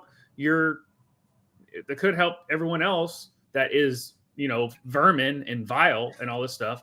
But he's too stubborn to take that step. That's where the stubbornness comes. I wouldn't even call that stubborn. I would call that more scared, or like more scared and also more going based off of experiences of what he's dealt with. Like each turn, he's seen the treatment of his people. So if you are constantly looked down upon and treated like shit, you're going to be more cautious about your actions. Scared's a better word. I've just been, every time I say something that sounds like I'm just scared to take that next step, people call me stubborn. That's why I'm saying it. Just personally, I've been called like stubborn because I'm like, yeah, I don't want to do that. And they're like, oh, you're just being stubborn. Or I'm basically being, like, where he's being stupid, stubborn, whatever. See, I'm being stubborn in the way of like, I'm like, definitions of words. Right. So like, yeah, it's stupid, but that's why. It's like, we're both right, but we're both wrong. Whatever, Brighthaven. So we got a chapter 15, the truth. So this is when Sonia basically goes to Archmage Brigham. I had a lot of notes here of just like their conversations. Basically, Archmage Brigham is just the worst. So we're just gonna go with that. Like he literally says some of the most terrible things. And about the Quinn and about like, yeah, I know, and so don't what? Give a shit. Don't give a shit. He likes where he's sitting and doesn't want to ruin it.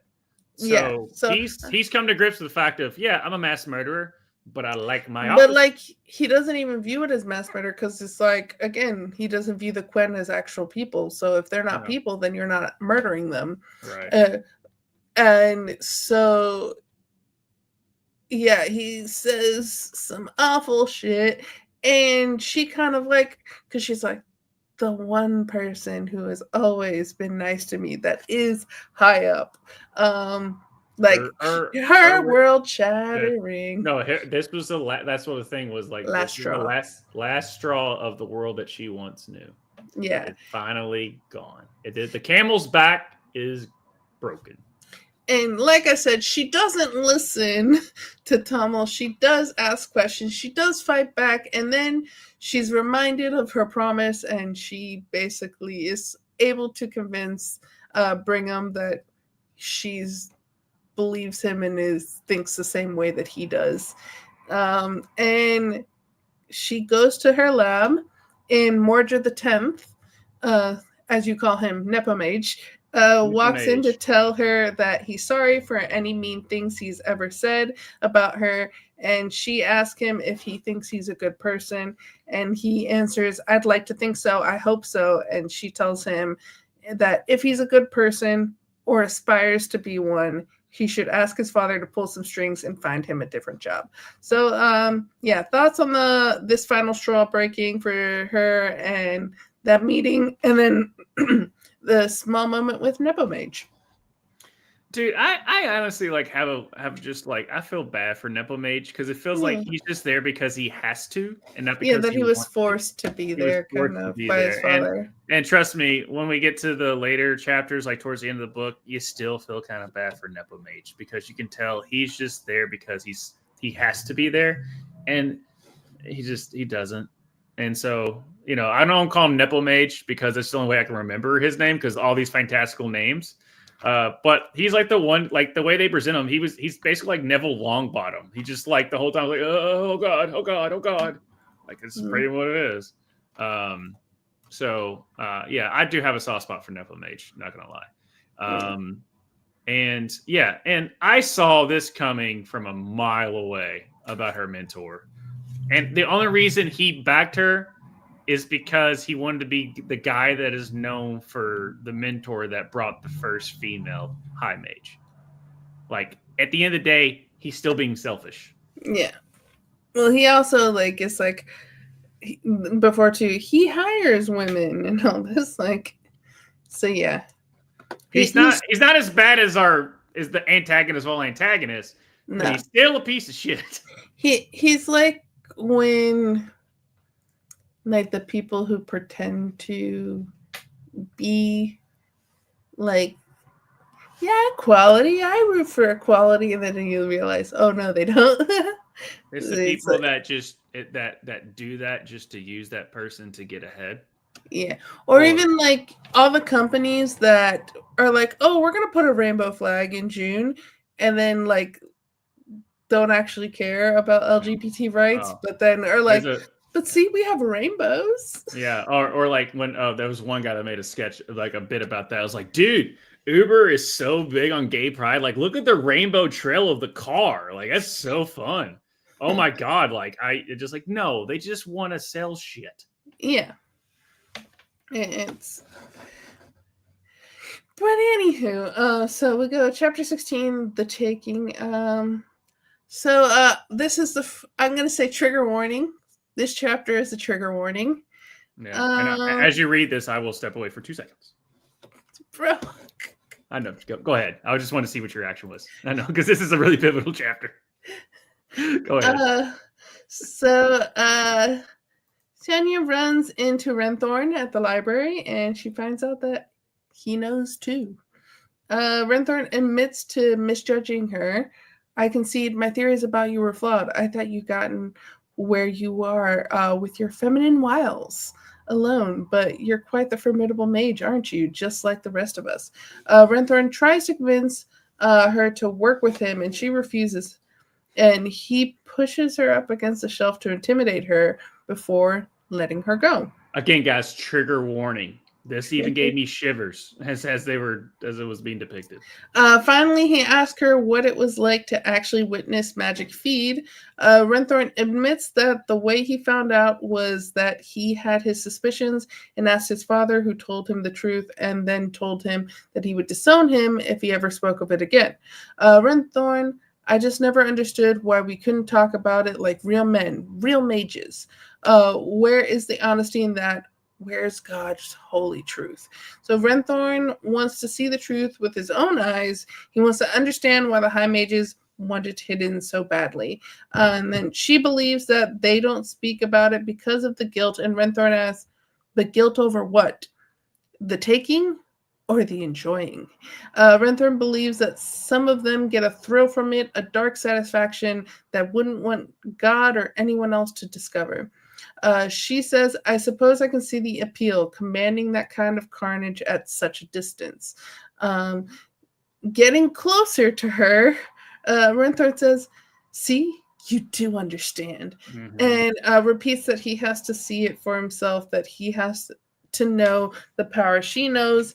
He has to taste it. I just feel so icky reading this. And then she goes, this excites you, not just the power itself, the act of taking human life. Renthorn tells her that he needs her as he tries to kiss her. He pins her against the shelves again as she tries to scream for help.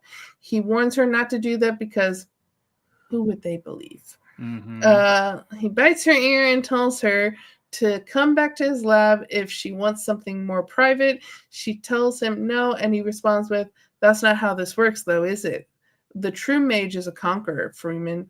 And conquerors don't ask, we take, as he succeeds in forcing a kiss on her. She got a hold of one of her cylinders she keeps on her belt, but it only pauses Renthorn for a moment before he forces himself on her. Tommel shows up and punches him in the face and knocks him out. I was so happy at that moment. Oh, when he was like, hi, mage. I was like, here he is. Sonia surprises him by hugging him and telling him that she was glad he was there. And she asks Tommel if Renthorn is dead. And he answers, God's no, I didn't hit him that hard. And she goes, shame. Shame. The other high mages came into the library from the sound of her cylinder being activated, and to protect Tommel, she basically fires him and is just she's able to cover for him in that moment. And Sonia then goes to the janitor's closet to speak with the janitor who cleaned her lab so she could get her hands on the broken spellograph. She asked Mr. Dermack if there was a small chance to save his people from blight. Would he take it? And she said yes. Risk be damned. She answered perfect and then asked for his keys.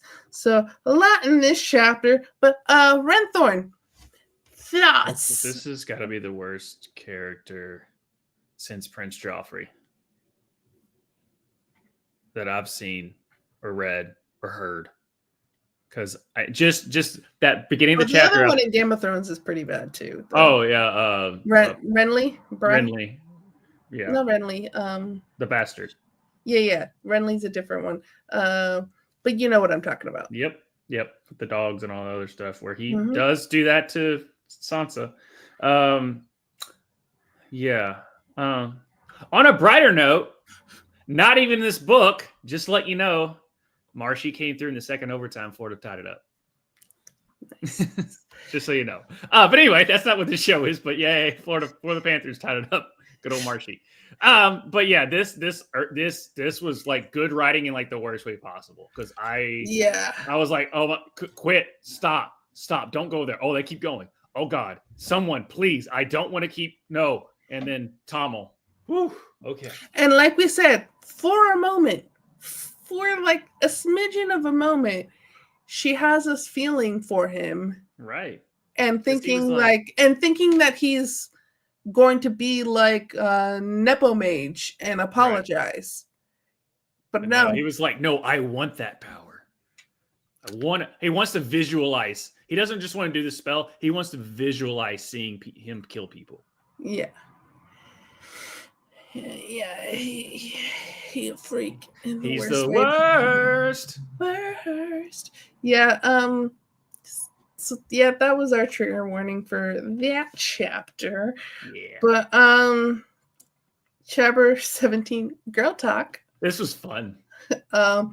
So Alba fixes the spellograph, and Sonia tells Alba and Aunt Winnie that she's glad she ended up with them instead of with her father.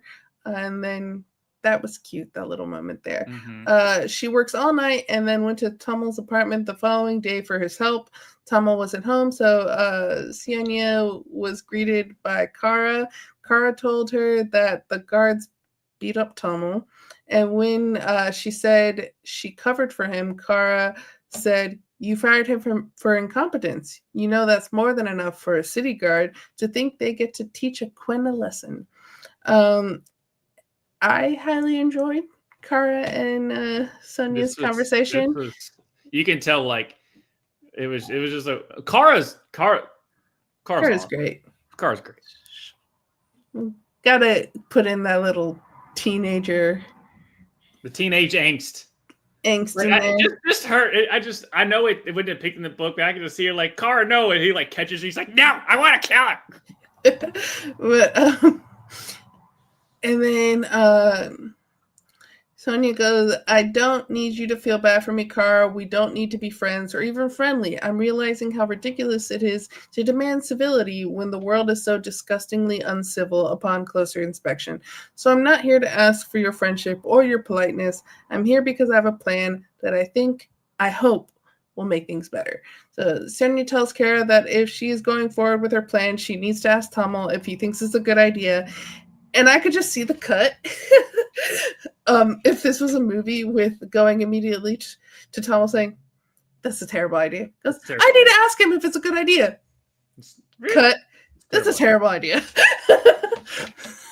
So the three of them broke into the home of a wealthy widow who was away on vacation. And then Tommel asked Kara if the mages at the heart of Tehran don't care about the fate of Quinn. What on earth makes her think that the people of Tehran will feel any different? And she answers, because the average people are, well, people. And he goes, and the mages aren't? No, mages are detached from reality. They're obsessive, socially stunted, egomaniacs, like me. Yeah, I like how she just finally comes to grips. She's like, yep, I'm that person. Yeah. Tommel says regular folks can give mages a run for their money, including the ones who beat him up. And Tommel says that he has been wanting to punch Renthorn for years, and we just learn a little bit more just about how bad he is, that he did not just do this to Kara. He's been doing this to a lot of women for a while, and people and the other mages just knew about it, and just because they were Quinn, they did nothing about it. Nope. But who knows if they would do anything about it if they knew the truth of what he did to her. So yeah, not great. And not only that too, he also tortured Tamil as well. So I was gonna say, then that's chapter where he lifts up the shirt and sews like yeah, all the scars from Renfro. Yeah. So and then Renthorn, sorry. yeah, and then Tamil kind of like good people will turn monstrous when it's down to their survival or someone else's. Kind of like they're having their tit-a-tat about like if the plan will work. And Sonia just like she just has to believe that there's some good in her people. And Tamil tells her that she is part of an order of mass murderers and that she's about to tell all of Tehran their secrets, that they will kill her. And Sonia tells them she has a failsafe for if things go badly, but she will need Tamil's help. So Sonia brings up a good debate in this chapter. Renthorn does his evil in the open. Other mages like to hide their evil. Is it better to be an honest monster or a monster in denial? Also, other thoughts on this chapter? I just love the back and forth between. You kind of got settled the fact that how much Aunt Winnie and Alba and like all that, just how much of a family they are. Mm-hmm. But then you also realize that she's also gaining another family with Tamil and Kara. And Kara this is when I'm like, oh my gosh, she's Arya Stark. Like that is Kara. She's Arya Stark. Just no bullshit and doesn't think she's less than anyone and always wants to, whatever. But I just love the back and forth between Siona and Kara in this chapter. And Renthorn, like I said, he is the worst of the worst characters I've ever. The worst. Like you. And then the fact of like all the cowardice mages just sitting, just did not give a shit. Yeah. Just how bad of a culture they are. Just terrible. Yeah. Not great. Not great. I'm like, what are you, Vikings? But you're gonna take over for the rest of this book. Right. I am. Just because it happens that way. So on chapter 18 in Feast and Family, Siona and Kara, because they decide to break in because they need to do some other spells. And so to do that, they need, obviously she got one of those, her damaged one that Tamil damaged way back when. She got that back, but she still needs some other parts and some other books and spell books and stuff for her to complete everything outside of the mage. I always call it the Mage Palace. I don't know exactly what it was called in the book. Like I said, not good with names. Just go with me. So then at that point, so her and Kara decided to go in because Tamil, obviously he's been fired, so therefore he can't do it. He got beat the shit out of by the guards because, he's beneath them. So they're just going to beat him up. And she was like, really? They beat him up? It's like, Kara's like, yeah, of course they beat him up. What do you think it was going to do? So they decided to do that. Tamil really wasn't a big fan of it, but then when I did it, but this was like a really cool, like, funny moment between as they're going through about this is they're like back and forth about like them like Kara saying like, oh, this is because they both don't have parents, right? Obviously Tamil and the uncles and aunts are raising these two so they do have that in common. So they were just, so Kara brought up, he's like, oh, and she was like enjoying it. She was like, really, we're breaking into a place. She goes, it just reminded me of something my mom and I and my mom would do. And she was like, and then Siona was like, well, this is something that if I'm doing something with my mom, I would picture us going to like dress shopping or a bakery. She goes, no, I like a little insurrection. So I thought that was hilarious. Just like I was like, all right, Kara, you win. You're the best character in this damn book. You're definitely that. But and then I thought it was pretty. And then at the end of the chapter, she realizes like she gave Kara a task and thought that people were kind of onto what Siona was trying to do. And then she came back. She called Kara, came down, and they were like, all right, we still got to do all these things. We don't have enough time. Kara goes, no, I already did it. She was like, oh, really? She was like, yeah, I already did it. She was like, all right, great. So they leave and they come back, and Tamil is like pacing in an alley, and he sees them come around the corner. He sprints to him, hugs Kara, but doesn't realize he's also hugging Siona at the same time. So all three of them have like a nice little embracing hug. Then at that point, all hell breaks loose, and there's a big the Crims, and because they basically are telling the Crim exactly what the blight is, the Crim starts to riot. Okay. So shit's just popping off. All right. And then Siona is caught and for treason, thrown in jail. And this is where it kind of gets unfortunate. Alba basically disowns her and just screams at her the whole time. Basically calls her selfish because her and Aunt Winnie took her in and made sure and gave and backed her, and they went and worked and did all they supposed to do to make sure that Siona could stick with her studies, because that's all Siona did the whole time before she went for the trials to become a high mage. Is they were able to sacrifice so she would be there, and now they feel like they're being betrayed because they sacrificed all this stuff for her to be the high mage. Now she's basically thrown it all away, and she's throwing everything in turmoil for some bullshit thing because they don't know. She's never really told them, and they just don't want to listen, and she doesn't want to listen. And Alba unfortunately tells her, she goes, I never want to see you again, as she's sitting in jail.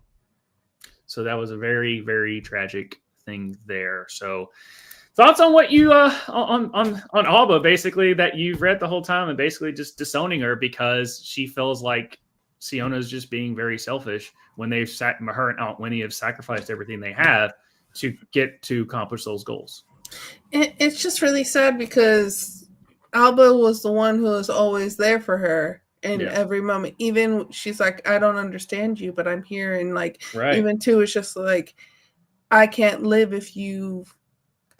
on if you take your own life, kind of thing. Like, she's there, like, in every moment of them, like, she's there for her. She sees that she's so important in her own life. So then to like just completely cut her off, it feels a little.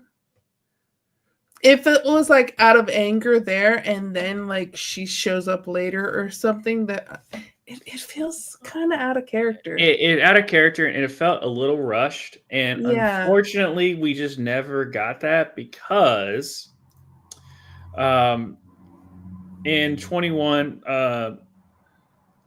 the Tamil and Kara, hold on. There was one. Okay, so then after that, while she's sitting in jail, she's actually kind of like come to grips. She actually even said, like, as she's like laying on the cot, she's like, actually, this cot's more comfortable than it is in my office or whatever. I don't know, whatever. Because she's a woman, so they gave her like a cot that was piece of shit. But then the guard comes and goes, you're going to be put on house arrest because her Brigham comes in and tells her, come on, I'm going to take you to my place for house arrest before your trial to basically they're going to put her to death if they find her guilty for treason. And they're fighting through the streets because all the Krim are still, so she's seeing Krim bodies all over the place, and Krim are trying to attack them, and Brigham's fighting them off and all this stuff. They get back to the place, and they realize Brigham is realizing he's still trying to just save face this whole time. Just at the end of the day, because if he doesn't try and save face to show him actually caring for her, then they're just like, oh, you just use this as a pedestal, whereas he has to be with her till the end and defend her till the end of being like, she's a good person, when really and truly he doesn't. It hurts him a little bit, but it really doesn't, because he's just looking at her as another accolade to his resume. Yeah. At this point. So that's what happens towards the end of chapter 20. Because that was 19 and 20 basically there. And then in chapter 21, Tamil and Kara finish a spell. That's because right before she's about to die, right before they're about to put her to death. So they're in, all the high council, all the high mages are around, and she hears a rumble, and she's like, oh, Tamil finished the spell and subdues all of the high mages. And Kara and them are there. And this is a real like touching moment because Tamil and Kara they basically like, I got to finish this spell, because she wants to finish the broadening or whatever they're doing. What was it like? They're expanding of the. Yeah, the town is in a bubble, or the city is in a bubble, and it's being overcrowded. So they're trying to expand the bubble. Right. So in order to expand the bubble, instead of siphoning outside, she's going to siphon the mages. Inside, basically. But in order to do that, in the forbidden coordinates. Right.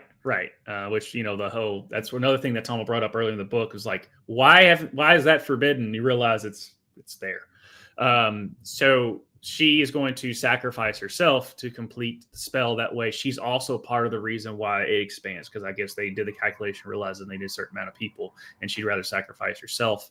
They didn't want to do it, but they understood why she had to. So she finally won an argument over Tommel in that sense. But then they finally kiss and a couple times, and they kind of have the whole like, sorry, it just felt right. Like literally, that's what they said in the book. So it was a super sweet moment. And the book kind of depicts her like you hear her talk about her blighting herself and her siphoning herself. And it's not as she's talking about like, you know, before I go to hell. And like she was saying that, it's like before I go to hell and all this other stuff. Cause she realizes she's been killing people the whole time. So she's okay. She's okay with, so maybe this might be the, you know, not one good deed over, you know, compensation for others that you hear, but the way it's not gruesome, the way she depicts as the blight takes over, it's just more of just she's finally okay with everything that's happened. She's come to grips with it. So it's a very weird depiction of like this gruesome, you know, lungs are being, and you're seeing, you know, all this very gruesome stuff of what actually happens when people get siphoned. With her, it was much more of acceptance. And I think there's like a difference too of like the reaction to getting blighted when you don't expect to be, and getting blighted when you expect it. Yeah. So like, I'm sure it was still very painful, right? But there is kind of like, if you know pain is about to come, your brain is such a powerful thing that like sometimes it can override things. Right. And so when pain comes unexpectedly, like sometimes that's, even if it's like a small pain, like sometimes that feels worse than pain you know is about to come. Right. Yeah, I can understand that. And then in chapter 22 are the douchebag of all douchebags and the scared Nepo kid, because remember, they, of all the mages and stuff during the trial, they're missing during the whole riot. So we don't really know where these two are. We think, oh, they got killed. Nope. The thing is, douchebag just sitting back with Nepo baby, being like, I knew this was going to happen, so I'm just going to sit back and wait for all this to happen. Then I take over. So he was still using this as just sit back, watch, let everyone kill each other, then I take over. But then next thing you know, Tommel and Kara come along, and he comes up to them. They start to fight. Douchebag gets the upper hand on Tommel, but right before he's about to kill him, freaking Kara out of nowhere, the best. And I think she hits him with like some type of like forklift type thing and like damages his head, and so he's like very like his head's like mortally, and she just basically like stomps him and splatters his brains everywhere. She's probably like, I've been waiting. Yeah, and both of them are covered in blood. And poor Nepo baby, he's got his staff because he just has to defend himself. And Tommel spares his life because Carl's like, why don't we just kill him? And Tommel was like, no, I can tell he doesn't really get it. Does it almost feel a little bit like, because of The Last of Us season 2 and that being a revenge story, I was like, you know what I want to watch? Kill Bill, because that's one of the greatest revenge stories. Right. And you know, in Kill Bill Volume 1, when she's fighting against the Crazy 88, the very last one, she doesn't kill him, she just slaps his behind and tells him to go back home to his mother. Right. Did it kind of feel a little bit like that for you? Not really. It felt more of Tommel realizing that I'm trying to save my people. And if I spare him, because this city's still gonna, because they're trying to run away. They're trying to flee the city because they're still trying to kill him. But he is still a high mage, so he still is looked upon as the political thing. So if all the high mages are dead except for Nepo mage, who else would be better to make sure that he doesn't fuck with us anymore than leave the kid who also doesn't know what the hell he's doing? Yeah, sure. So that's why he spares Nepo mage at the end of the day, because she's blighted everything. All the siphon machines are gone, and Nepo mage is still a high mage, but he knows he spared him, much less he's not going to go after him because he's scared shitless and he doesn't know what he's doing. So it's not like Blight's going to come back like that. Yeah. So that's why he spares them, to make sure everything is still status quo while they can possibly live in peace. And this point in the book. Yeah. So that's where that is. But I understood why Tommel, because that was part of his character, but he's also like, he's just a step above everyone in his thought process of like, if I kill him, they're not going to stop coming after us. But if I spare him, maybe they'll still be looking at it as a high mage and we're still good. Yeah. So again, it's a crossroads thing. It's a question of, do you kill and just wipe out the biggest threat to you, or do you spare one and the worst one, like as far as like terrible at their job, just to make sure that it could possibly give you a couple more, maybe a hope on that. Whereas as if you kill him, it's not going to stop, but it's just going to continue in a different location. So you're just running from something that's going to keep trying to track you. So that's where that crossroads comes in on chapter 21. But douchebag's dead. Yay! And Kara killed him. Another reason why I thought it was Arya Stark, because Arya Stark killed the knight on that. And allegedly. the last chapter, right? The last chapter. Now everything keeps expanding because Siona is using is siphoning everything to do the spell. So at the beginning of the book, her first task was expanding the dome, right? She's still completing her task in a sense, just in the weirdest effed up sacrificial way possible. But as they're doing this and they're fleeing, 2 guards confront them. Well, Tommel's like all beat up. So he's only, and it even says like he typically can knock out a guard with 1 punch like he did douchebag. But because he's so hurt, he has to do him. It takes him 3 punches, which is still crazy. It only takes him 3 punches, but it's still crazy. But mega strength, man. Yeah. But the other guard gets the upper hand on him, is right before he's about to kill Tommel.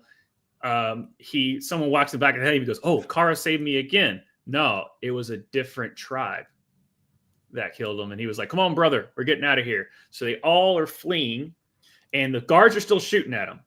And he makes sure that he puts, and it's a really cool way she wrote it, is Tommel put Kara in front of him to make sure that if anyone shoots, he gets shot first. That way Kara still survives. And it brings him back to how, this person sacrificed so he could live, and his sister sacrificed and all this stuff. So he kind of does a flashback thing. And then they finally get to the outskirts, and you're hearing him stomping on skulls and dust of bones of all the siphons that they've done before.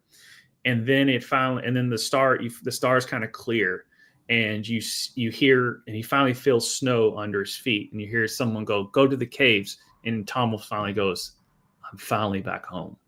And that is the end of Blood over Brighthaven. So the book made it home, guys. He made it home. Yeah, made it home. We still don't. And then he realizes and also the dome stopped.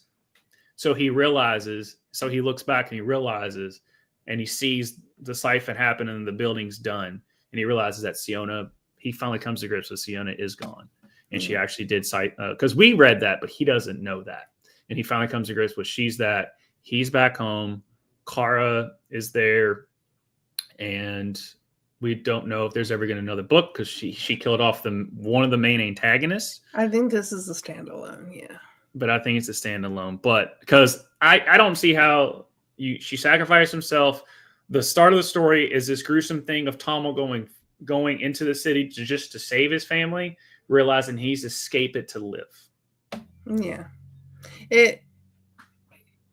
it's a great story, man. Great book. And going forward on this, you wanted to do some fan casting. I'm terrible at this, but we're gonna have some fun here before we bring on the patrons and Discord members. But ready for some fan casting? Let's do fan casting. Let's do fan. Okay, so you say her name so much better than me. Oh, for Siona? Siona. All right, so you have someone in mind? I could not think of. I just had Florence Pugh the whole time as Siona. I know she's everywhere. It's like, this one thing is like when they would just cast when like Jennifer Lawrence, like cast Jennifer Lawrence and everything. Like, that time Florence Pugh, it's like cast Florence Pugh and everything. That being said, this screams a character that Florence Pugh has done. I mean, she would kill. She's a great actress, but yeah. I literally only thought of people today because again, you were like, let's do fan casting, and I'm like, I'm so bad, and I didn't think about it till the last moment possible. But I'm going with Olivia Cook. Yeah. I don't know. I think she would also kill it in this role. She would. And she'd have to cut her hair. Yeah. So. That's what I'm saying too. When they were like, oh, they cut her hair, I'm like, Florence Pugh again? Like, quit telling me exactly why Florence Pugh would be perfect for this role. All right, so then we got Tamil. Who are you picking? I'm doing Steven Yeun. For Tamil. Can Steven Yeun punch someone in one go? Yeah. Hey, he was invincible. He's strong. I'm going Henry Golding. I like yours better. I'm not gonna lie.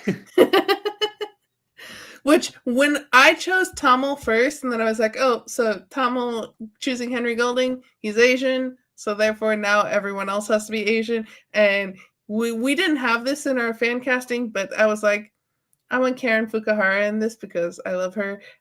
So she's only gonna be at the very beginning because she dies. That would be Tamil's sister. Mm-hmm. But going Kara, which I actually really like your pick, but again, she's not Asian, so she doesn't fit in my casting. But who do you have? I have Isabella. Is it Merced or Mercado? Merced. I know, but sometimes they pronounce it. So it's Isabella Merced. I think she would just demolish this role. And I'm choosing the character from she's the main character in Shadow and Bone, Jessie May Lee. Okay. And then I don't have anyone else other than Aunt Winnie and Renthorn picked, so let's go there, and then you can give your other. So who do you have for Renthorn? Renthorn, dude, the guy that played Prince Joffrey, I think he's old enough at this point. I went with Ben Barnes. Yeah, I can see that. He knows how to be evil. That or Dan Stevens. I can have Dan Stevens as Renthorn. Because like Ben Barnes, I'm not thinking like the Punisher. And yeah, but yeah, Dan Stevens would be my Renthorn. Just that slick back, blonde haired douchebag. He plays that well.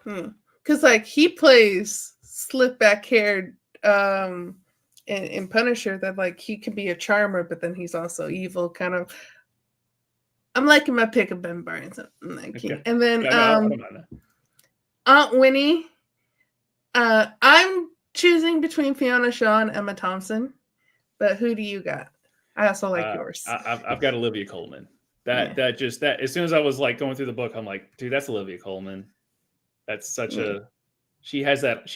Emma Thompson. I don't think you can go wrong with Emma Thompson or Olivia Colman. Or Fiona Shaw. Or Fiona Shaw. Yes, exactly. Okay, so I then have just like they could play. We have the archmages doing the test. Like we listed that both of us agreed that because they won't be in this show or movie that we're creating in our heads. Liam Cunningham, Jason Isaacs, David Tennant, Ralph Fiennes. Yeah. They're just going to be characters in this. There's going to be characters. Yeah. But everyone else, I really like your Archmage Brigham pick. Idris Elba, man. I like as soon as I was like Brigham, I was like, dude, Idris Elba would kill that role. He would kill that role. And Madra the 10th, also lovingly known as Nepo Mage by Josh. Yeah. I have yet to figure out who I want Nepo Mage to be. I mean, I guess you could do Will Poulter for that. He could do a good Nepo Mage right around that age. So I could see Will Poulter. I don't know. Just throwing a name out there because I really don't know who I want Nepo Mage to be. It hasn't really come. I haven't really found one that I'm like, yeah, that's it. And then Cousin Alba. Cousin Alba. Oh yeah, I wrote it down. Nicola Coughlan from Bridgerton, the actress from Bridgerton. You know what? I like that pick. I've never watched Bridgerton. I've watched some scenes, and I'm like, but I like her as a person. Yeah, Nicola Coughlan. That's what I got. So, let us know your thoughts on our fan casting down in the comments below. But let's put this StreamYards into the Discord. Join our Discord down below. It's completely free. You get to be part of this book club every month.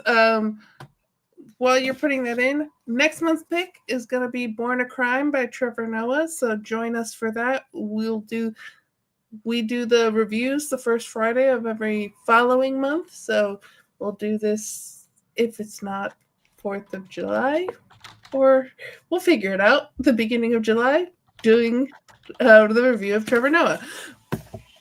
But and I will paste it now. Hold on. I did not do that right. Oh no, that is wrong. There it is. That should work. That'll do it. There we go. But this is definitely because Dungeon Crawler, because I think Tuesdays with Morrie is a different type of book. Yeah. But like as far as like the fantastical stuff, this one was just so well written, and the themes, and it wasn't, there was so much gray area, but yet there's also was like that person sucks, you know. And you can also go along with it's nothing like, how could you not understand, but you also understood why she was so just in her world, because she didn't know anything else. She didn't know other cultures. All she knew was these people were just lesser than us. And she was willing to change, which makes her a different character than I really like the book Babel by R.F. Kuang, and then there's a character in that who, Letty, that's her name.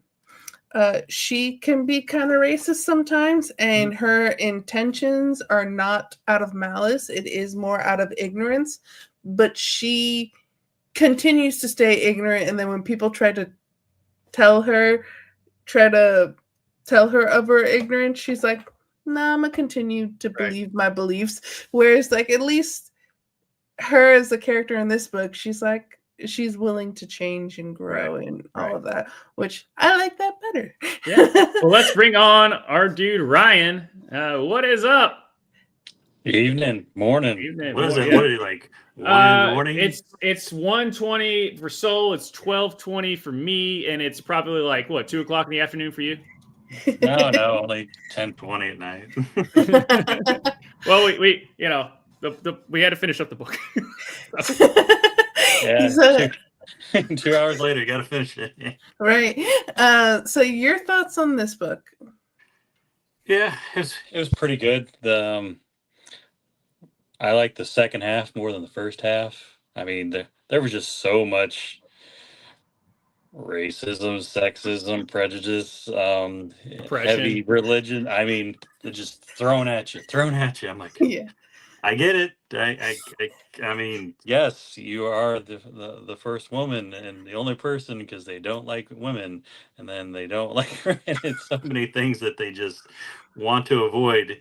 If it's not at least how I read it, the male white class at the top of how many people are in there, everybody else is just not even part of their time. But yeah, that and they was want to keep it within the bloodline too, with the Nepo mage that and everything. Oh, Nepo.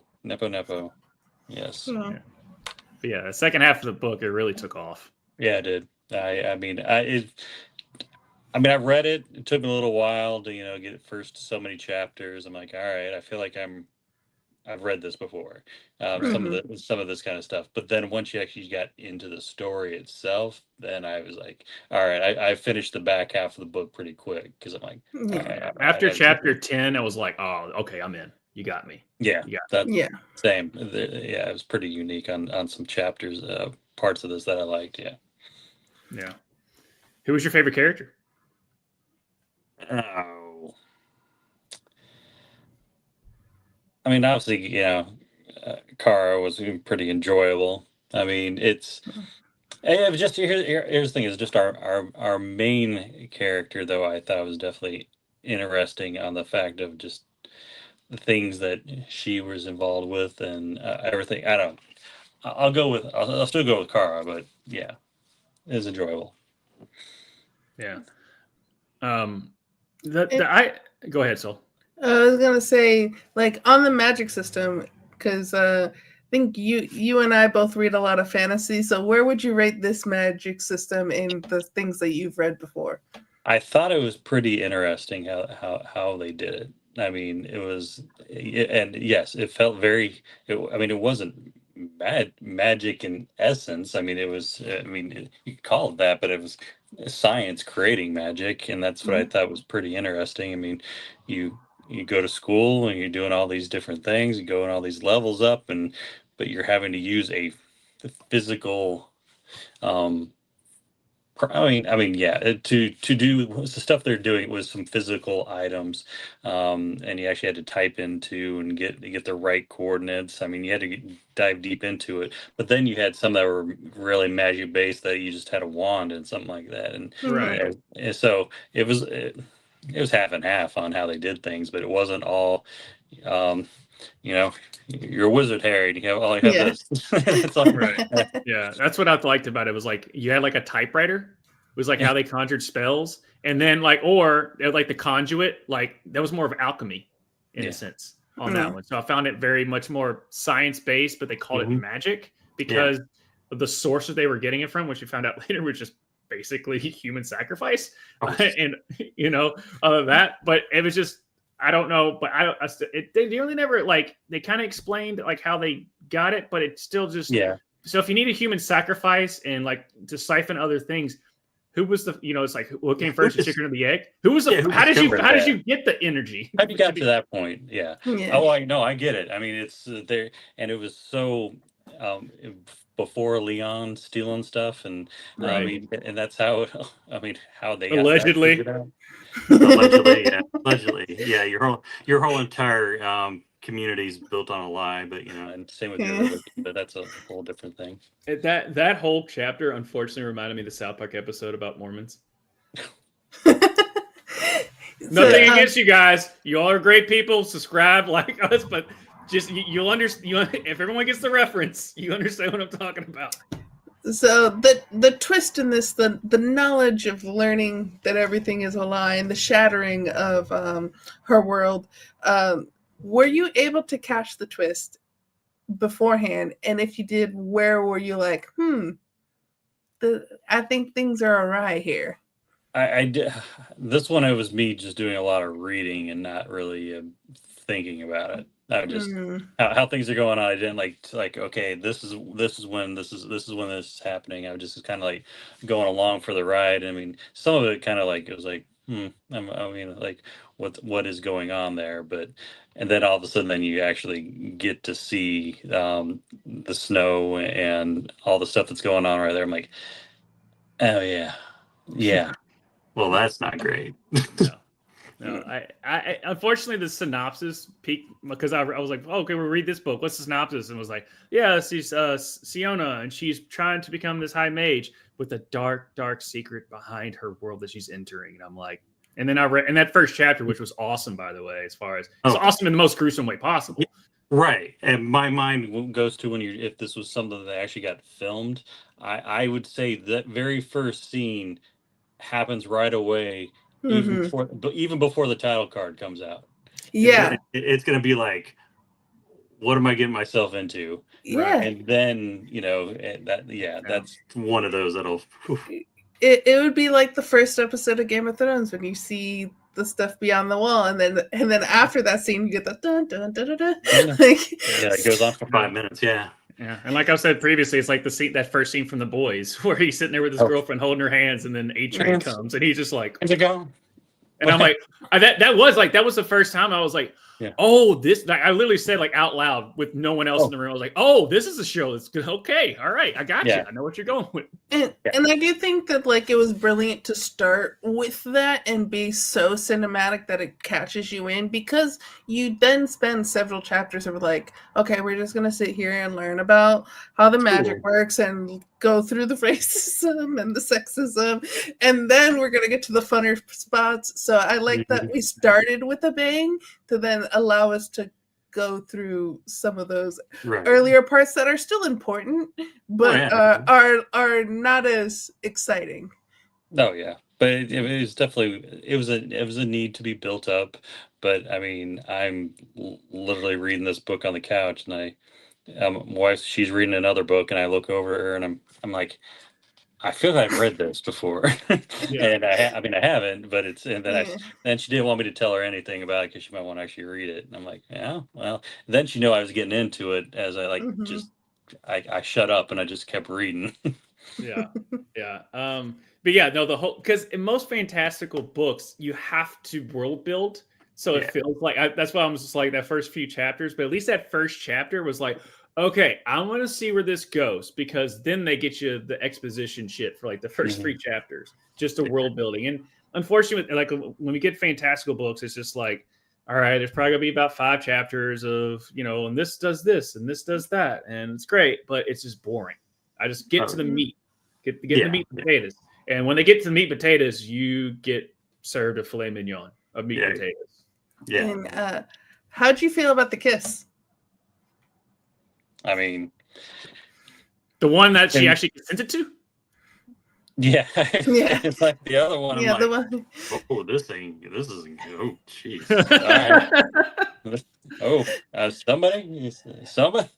Yeah. I mean, I did think he was gonna Tom was gonna show up after a bit there, but because I was like, that might be the only person to help at this moment. But that was that kiss. But then there's the other one that was a little whatever flashbackery in the context. I mean, it's nice they had a little bit of something, but it was as one goes off to their doom, and they're pretty sure it's going to be that, and so it's more of a bittersweet kiss than because it's, if I recall, that actually happened probably after she was like already in for trial. I'm trying to remember when that fall in.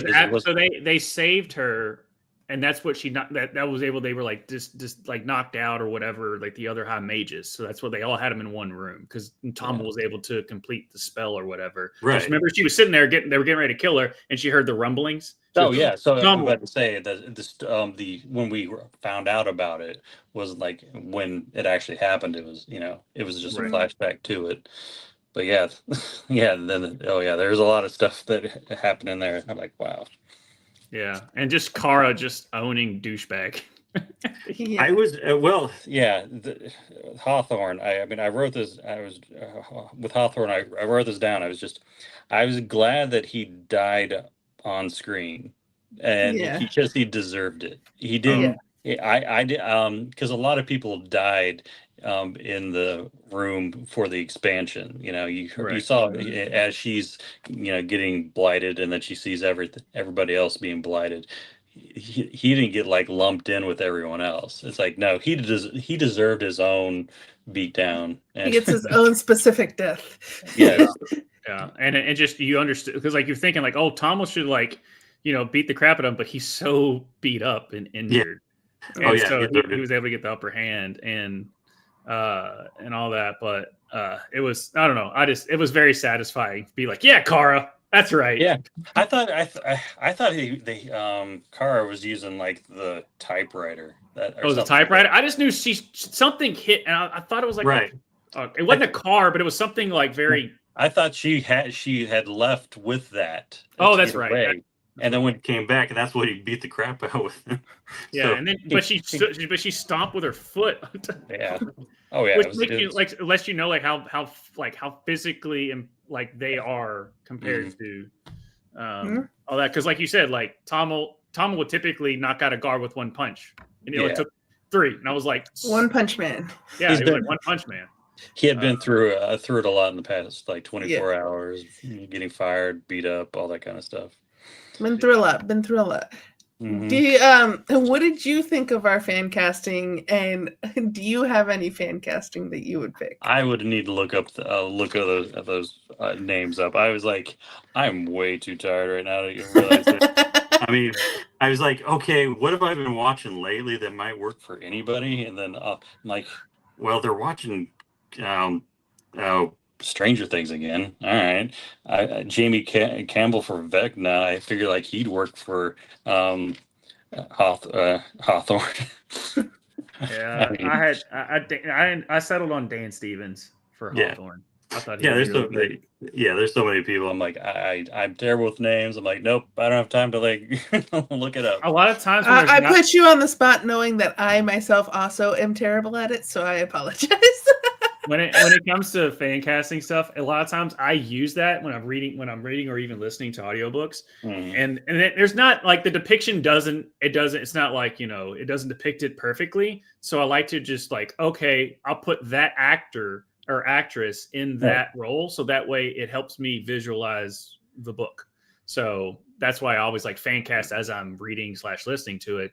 And every time Siona would talk or they depicted her, I was like, that's Florence Pugh. Like I can't not see her in that role. And yeah, I mean, as I'm thinking similar in height, similar and just type. Yeah. I mean, yeah, and just I don't know, she can superhero pose if she needs to, I guess, and just in the whole book. Yeah, in the whole book, I was like, where can I put Idris Elba in this film? Like, no, if Bella Ramsey was older, like if they did this like way later, now I'm thinking she'd be good in it. Yeah. Because she is a tiny human being. But and the thing too, her and Isabella Merced are both like 5 feet 5'1". And so like when you're watching The Last of Us, you're like, oh, they're the same height, you don't think, and then you're like, they're so much shorter than everyone else. Yeah. Oh, yeah. just for full disclosure, before we went live, so I was like, so who do you have? I was like, I actually have for Kara. I just want to throw it out there just because she's getting controversy. The girl who just got cast as Hermione. I'll just put her as Kara. And she goes, she's too young. I was like, no, let me do this. I was like, no. But she goes, I'm okay, not, fine. I'm like, I'm not allowing you that one. So fine, I'll do Isabella Merced. And she's like, okay. But any other thoughts that you had about this book? I was jotting down all sorts of stuff while you guys were talking the past couple hours. Instead of typing things in, I'm like, what do I want to say here? I did think it was pretty funny that the Nepo mage was the last mage standing. Just of all people to make it through this massacre, it's him. I mean, that I just thought that was pretty funny. Did I depict that right of why Tomo spared him is because I think him so. In charge? Yeah, because I mean he also said it because he doesn't kill people just to kill people. Right. I mean they do for protection and that kind of stuff, and he really didn't think he knew, and he wasn't. He was too young into the group to know all the stuff that was happening, so he didn't blame them. It really was, and he wasn't attacking. Nepo Baby wasn't attacking him, and so he wasn't having to try to protect himself. So it went against his whole society to kill him. I think that's also part of it. And he didn't reach that where like we learned that if you've been there for about 5 years, that's when like kind of everyone figures out the truth. Yeah. And so like Sienna finding out so early that it was just because of just her and her brilliance and her need to just continue and continue and continue. Mm-hmm. Whereas like we know from his trial that's not his personality, so it probably would have taken him even longer than 5 years to find out. He was. I felt like he was happy to be the side guy. I mean, he wasn't. He was.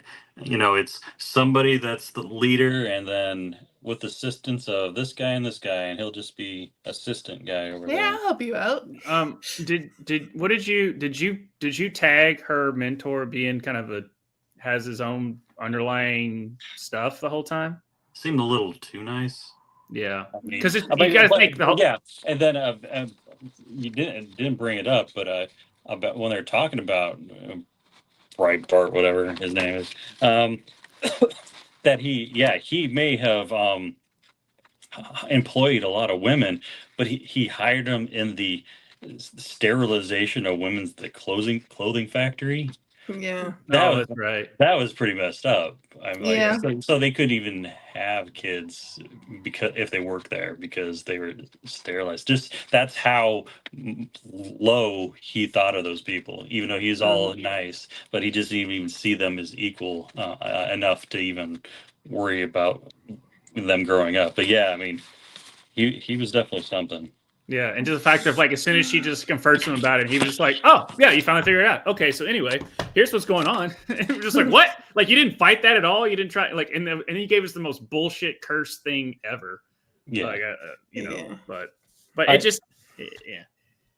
I was glad that Siona died actually, and I mean in the fact of so many books, and she's really is the main character in here, and there's usually some way the main That they character gets survive, out of yeah. it, Yeah. and I'm like, no, she went down with her punishment, went down with the ship, and she took along with This was Tom. her Rogue One.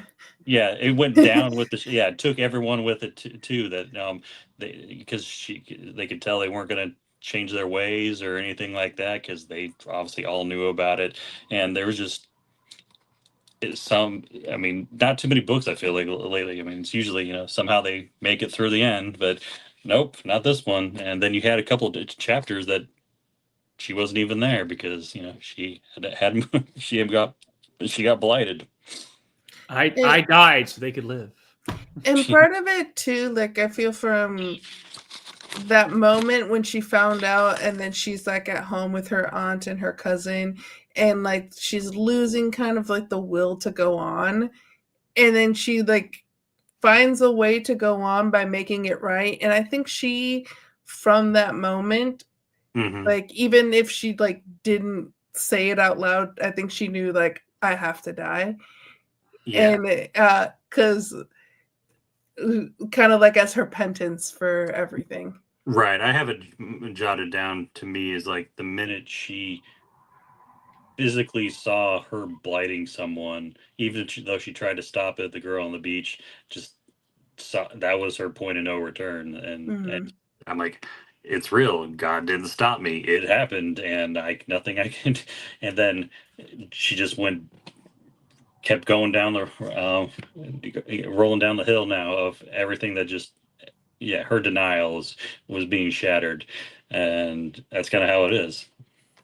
Yeah, but yeah, no, this I thought it was very poetic, and I said that before, but it's very poetic of how this first chapter, Tommel's world shatters, and he's just trying to get to safety, and at the end of the book, he finally gets back home, and even with different tribes, but he has more people now, so he finally gets his tribe back at the end of it, in a sense. Now, obviously, there's no they don't really say like, oh yeah, we're all gonna go hang out, we're all gonna be buddy now.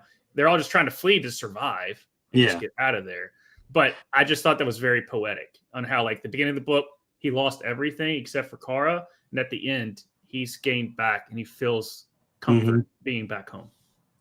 And it just makes you wonder if the blight will still continue if they don't know how. Yeah. But that may be like, so I get why they did the blight there at the end to get rid of one, and then you're going to do the expansion, you're going to do the spell, but do you really need the expansion or the spell if they're not being blighted? Yeah, because I would say yes, because then the city folk still think they're safe and the blight is happening, so they're staying away from them.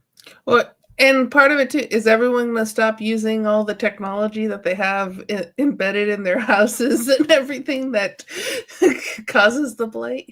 Yeah, I mean, if they could, they keep working. Hopefully, I mean, depending on the spells.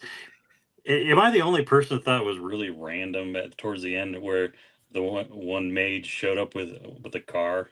I mean, yeah, it's like the coolest thing. We got a car. I'm like, all right. Yeah. I thought it was. I didn't like the way Siona and Alba's relationship ended. I didn't like that. I don't know, because Alba was there the whole time, but I understood why Alba just was like, I never want to see you again, because we sacrificed everything for that. But it just left a bad taste in my mouth because and then we said like it felt out of character. Yeah. And I mean, at the same time, she's obviously trying to do things to make it change. Think it's gonna, tell people the truth and it's gonna be fine, but then not realizing everything that's happening out there now of all the destruction of the Right. neighborhoods and the tormenting of the people and people being blamed. I mean, yeah, it was probably out of character. I mean, it's hard to tell how many days it was, but Right. you'd like to think she would have came around at some point, but it doesn't matter now. I mean, Right? that was one thing with the later chapters. The time jumps kind of threw me off a little bit.